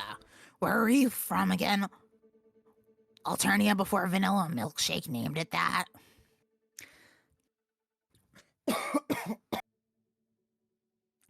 Yes, but in a different universe instance, often referred to as A1. The shorthand helps avoid confusion, trust me. My group of 12 played the game, but it failed. It overwhelmed us. A lot went wrong. The Reckoning destroyed our battlefield well before we had any hope of winning. I sought advice from Echidna.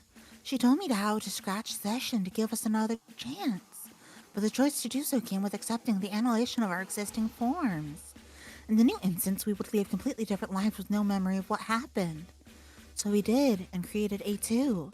For instance, your world, and your game in which we were all inexplicably created in the first place. As I said, this time around the world was interesting. That's when trolls became terrible. Not all of you. Some had lessons from the old world to teach others, but few ever heard them. So in your time, everyone was as nice as you? Not exactly, but life was pretty mild and uneventful. I'm not sure if I was especially nice by our standards. Mostly kind of boring. Nobody from my party liked me a whole lot. I think I talked too much, had a habit of bringing conversations back around to myself. Not that it matters anymore, but it was not the best way to make friends. You really are like a nice Friska. I don't know, I was friends with her and she did almost nothing but talk about herself. I'm pretty sure you and I would have been good friends too. Thanks. It goes to show. Just because your race is peaceful doesn't mean you don't have problems. I used to fantasize about being someone really outgoing and dramatic. Someone who had the confidence to do whatever she wanted. Like go on the most outrageous adventures without caring about what anyone thought about her. Like from a book, you know? Yes, I used to think about that a lot too.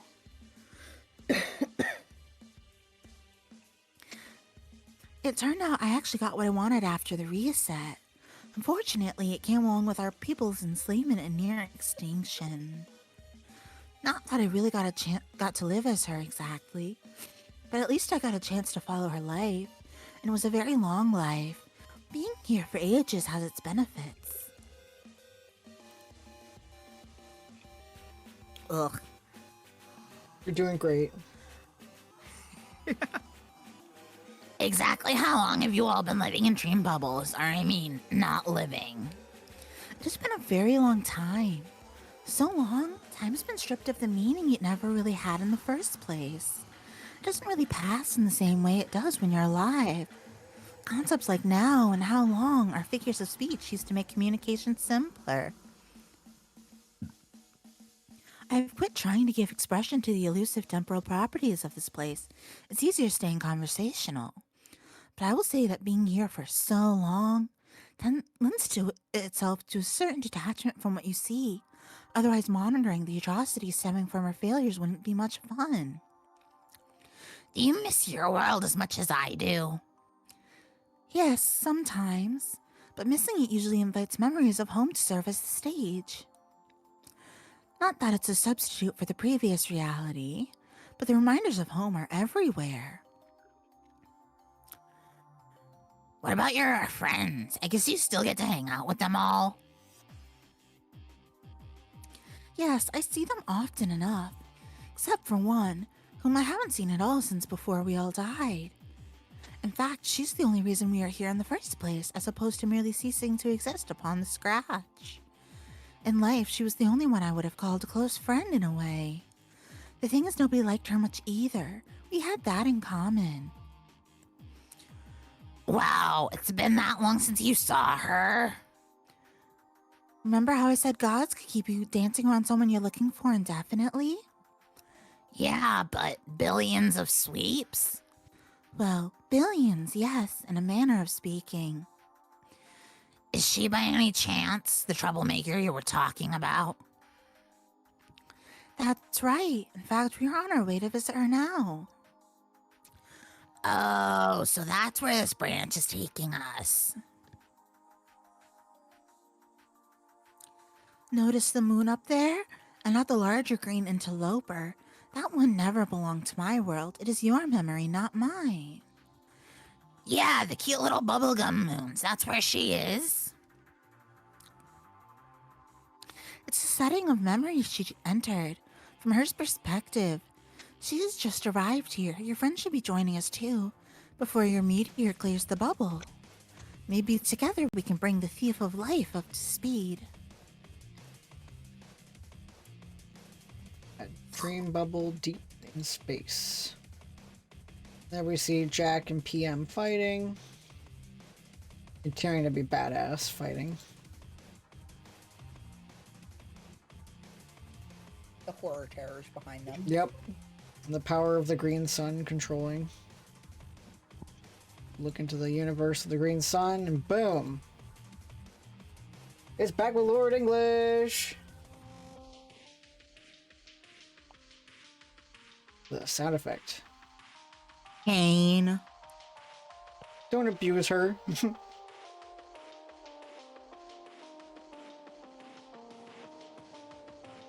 Oh, shit!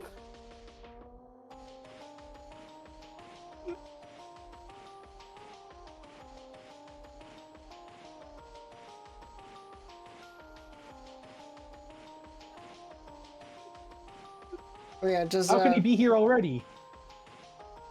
does Hussey's sorry? does Hussey's cosplay look familiar?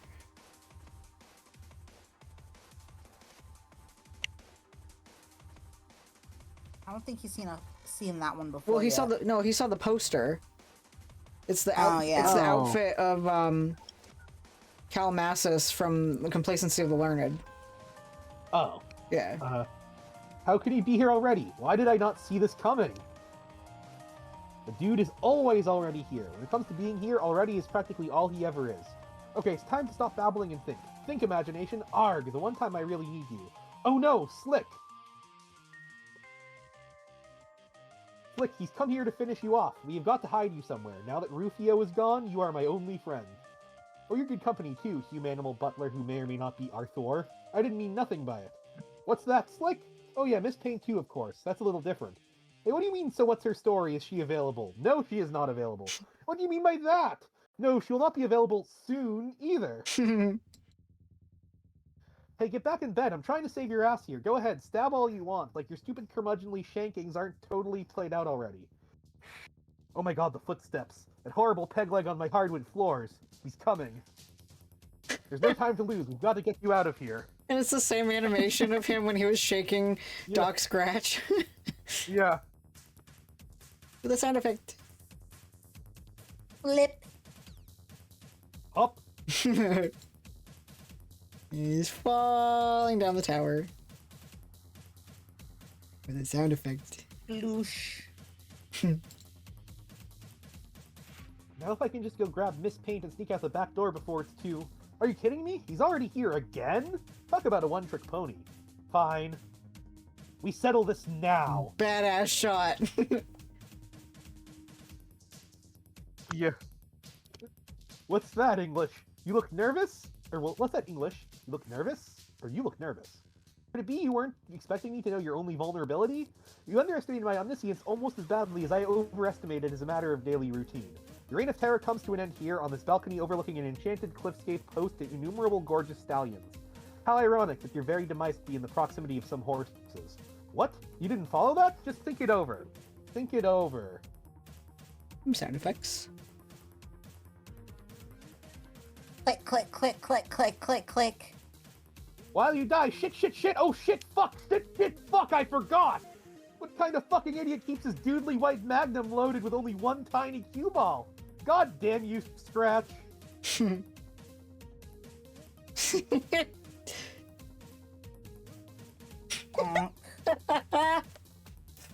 Slow motion throwing the gun at him. He turns his Q into a fucking AR-15. Shoots a fucking laser at him. Looks closer to an AK-47. Or yeah, whatever. I don't know anything about guns. Of course, Hussey does the exact pose as Calmassus does with the wand. Yep. Okay, that gun looks super doodly. Way doodlier than the one I just threw at you, and I'm probably screwed. There's one thing you probably weren't counting on, and that thing is magic being real. God, I hope magic is real. Please let magic be real. Please let magic be real. Please let magic be real. I believe that magic is real right now. I believe so hard in its reality that it's becoming slightly less fake before our very eyes. I believe its fakeness was just a lie coughed up from a dark magician's pure, spurious asshole. I believe in fairies. I believe dragons aren't bullshit. I believe heartily in the giggles of all the cherubs in heaven and the metric tons of special stardust they consume each day to fuel their laughter. I believe with the conviction of a million frothing zealots in the combined pranks of a billion leprechauns strong, and in the tiny erections they get from playing them.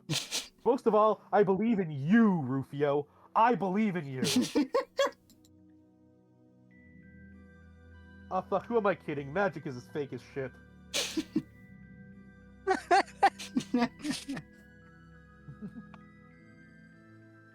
I failed you, Rufio. Some sound effect from the gun. Bracka bracka bracka bracka bracka bracka bracka bracka bracka brack. Flashing images. I failed you. He's so full of holes right now. This fucking shot, it's so funny. Just What a lovely scene. Just Andrew Hussey suffering. He's dead, and there's a watermark of Vriska looking sexy as fuck. Also, I want you to keep this panel in mind. Yes. I don't think I'll forget it, given the risk and the Carter. Yeah. And then, potential sound page. Oh no. Yes! Let me change my... Oh, here we I'm go. very eager to see what this is, given your reactions. Vriska wanders the desert.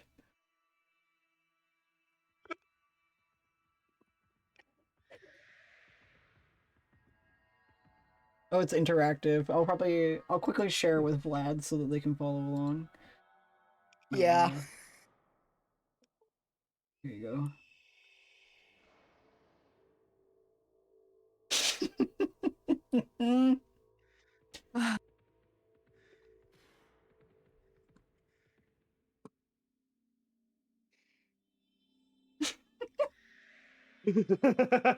All these white fucking horses.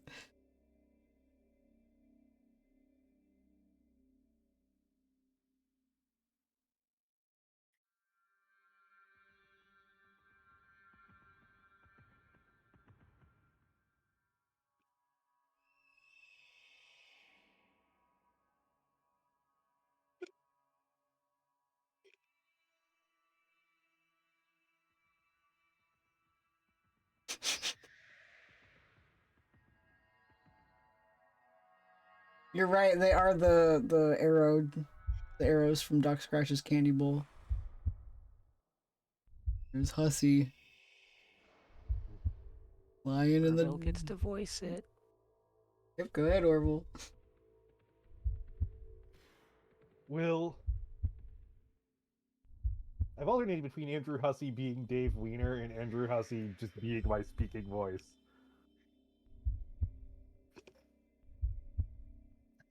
What should I do? Just keep hitting the arrow. Whatever. I don't care. Will you marry me?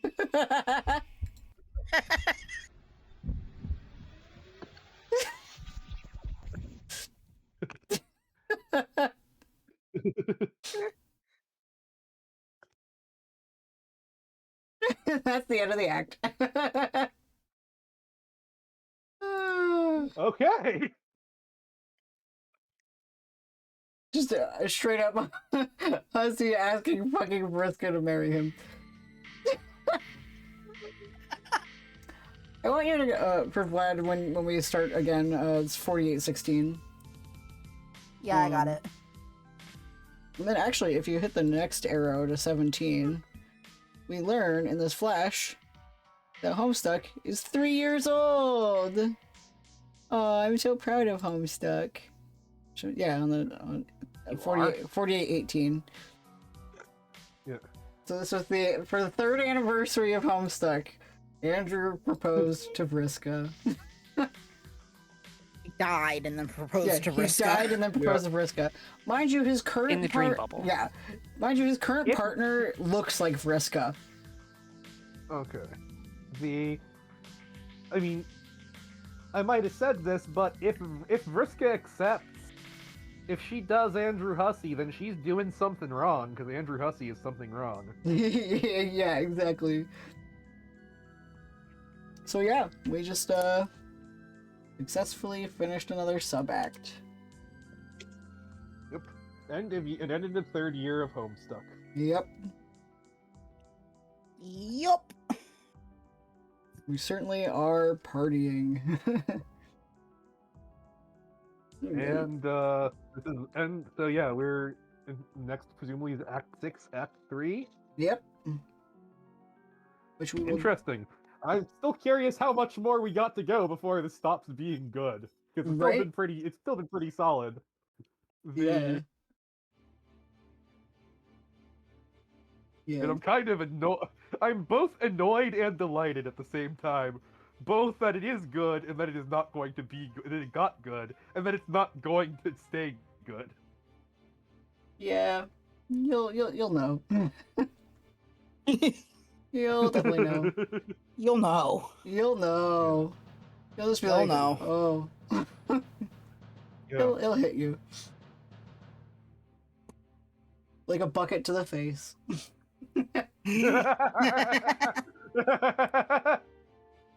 Oh. Apparently my captions died. That's okay, we're about to end anyway. Mine died a while Yeah, I was ago. gonna say, Yeah, was I don't know gonna how say, long ago mine died. I just noticed gonna the say, things that invite invalid.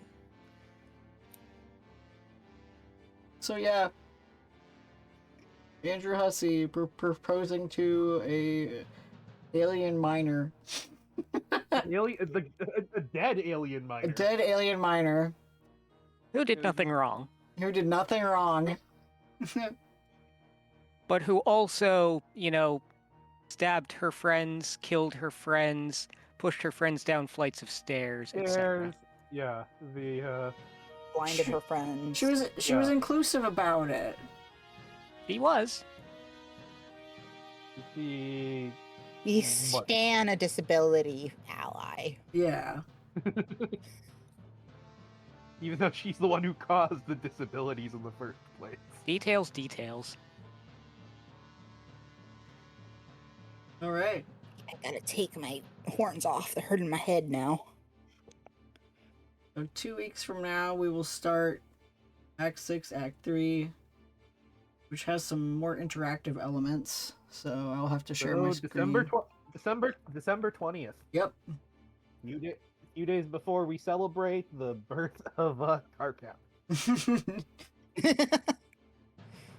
The birth of Troll Gigas. Yeah, Troll Gigas. Yes, Troll Gigas. Don't forget it. Yeah. All right. We'll see you freaks then. All right. If you've not heard it yet, remember that we love you. That's gay. Yes. Bye. Bye bye. Oh my God.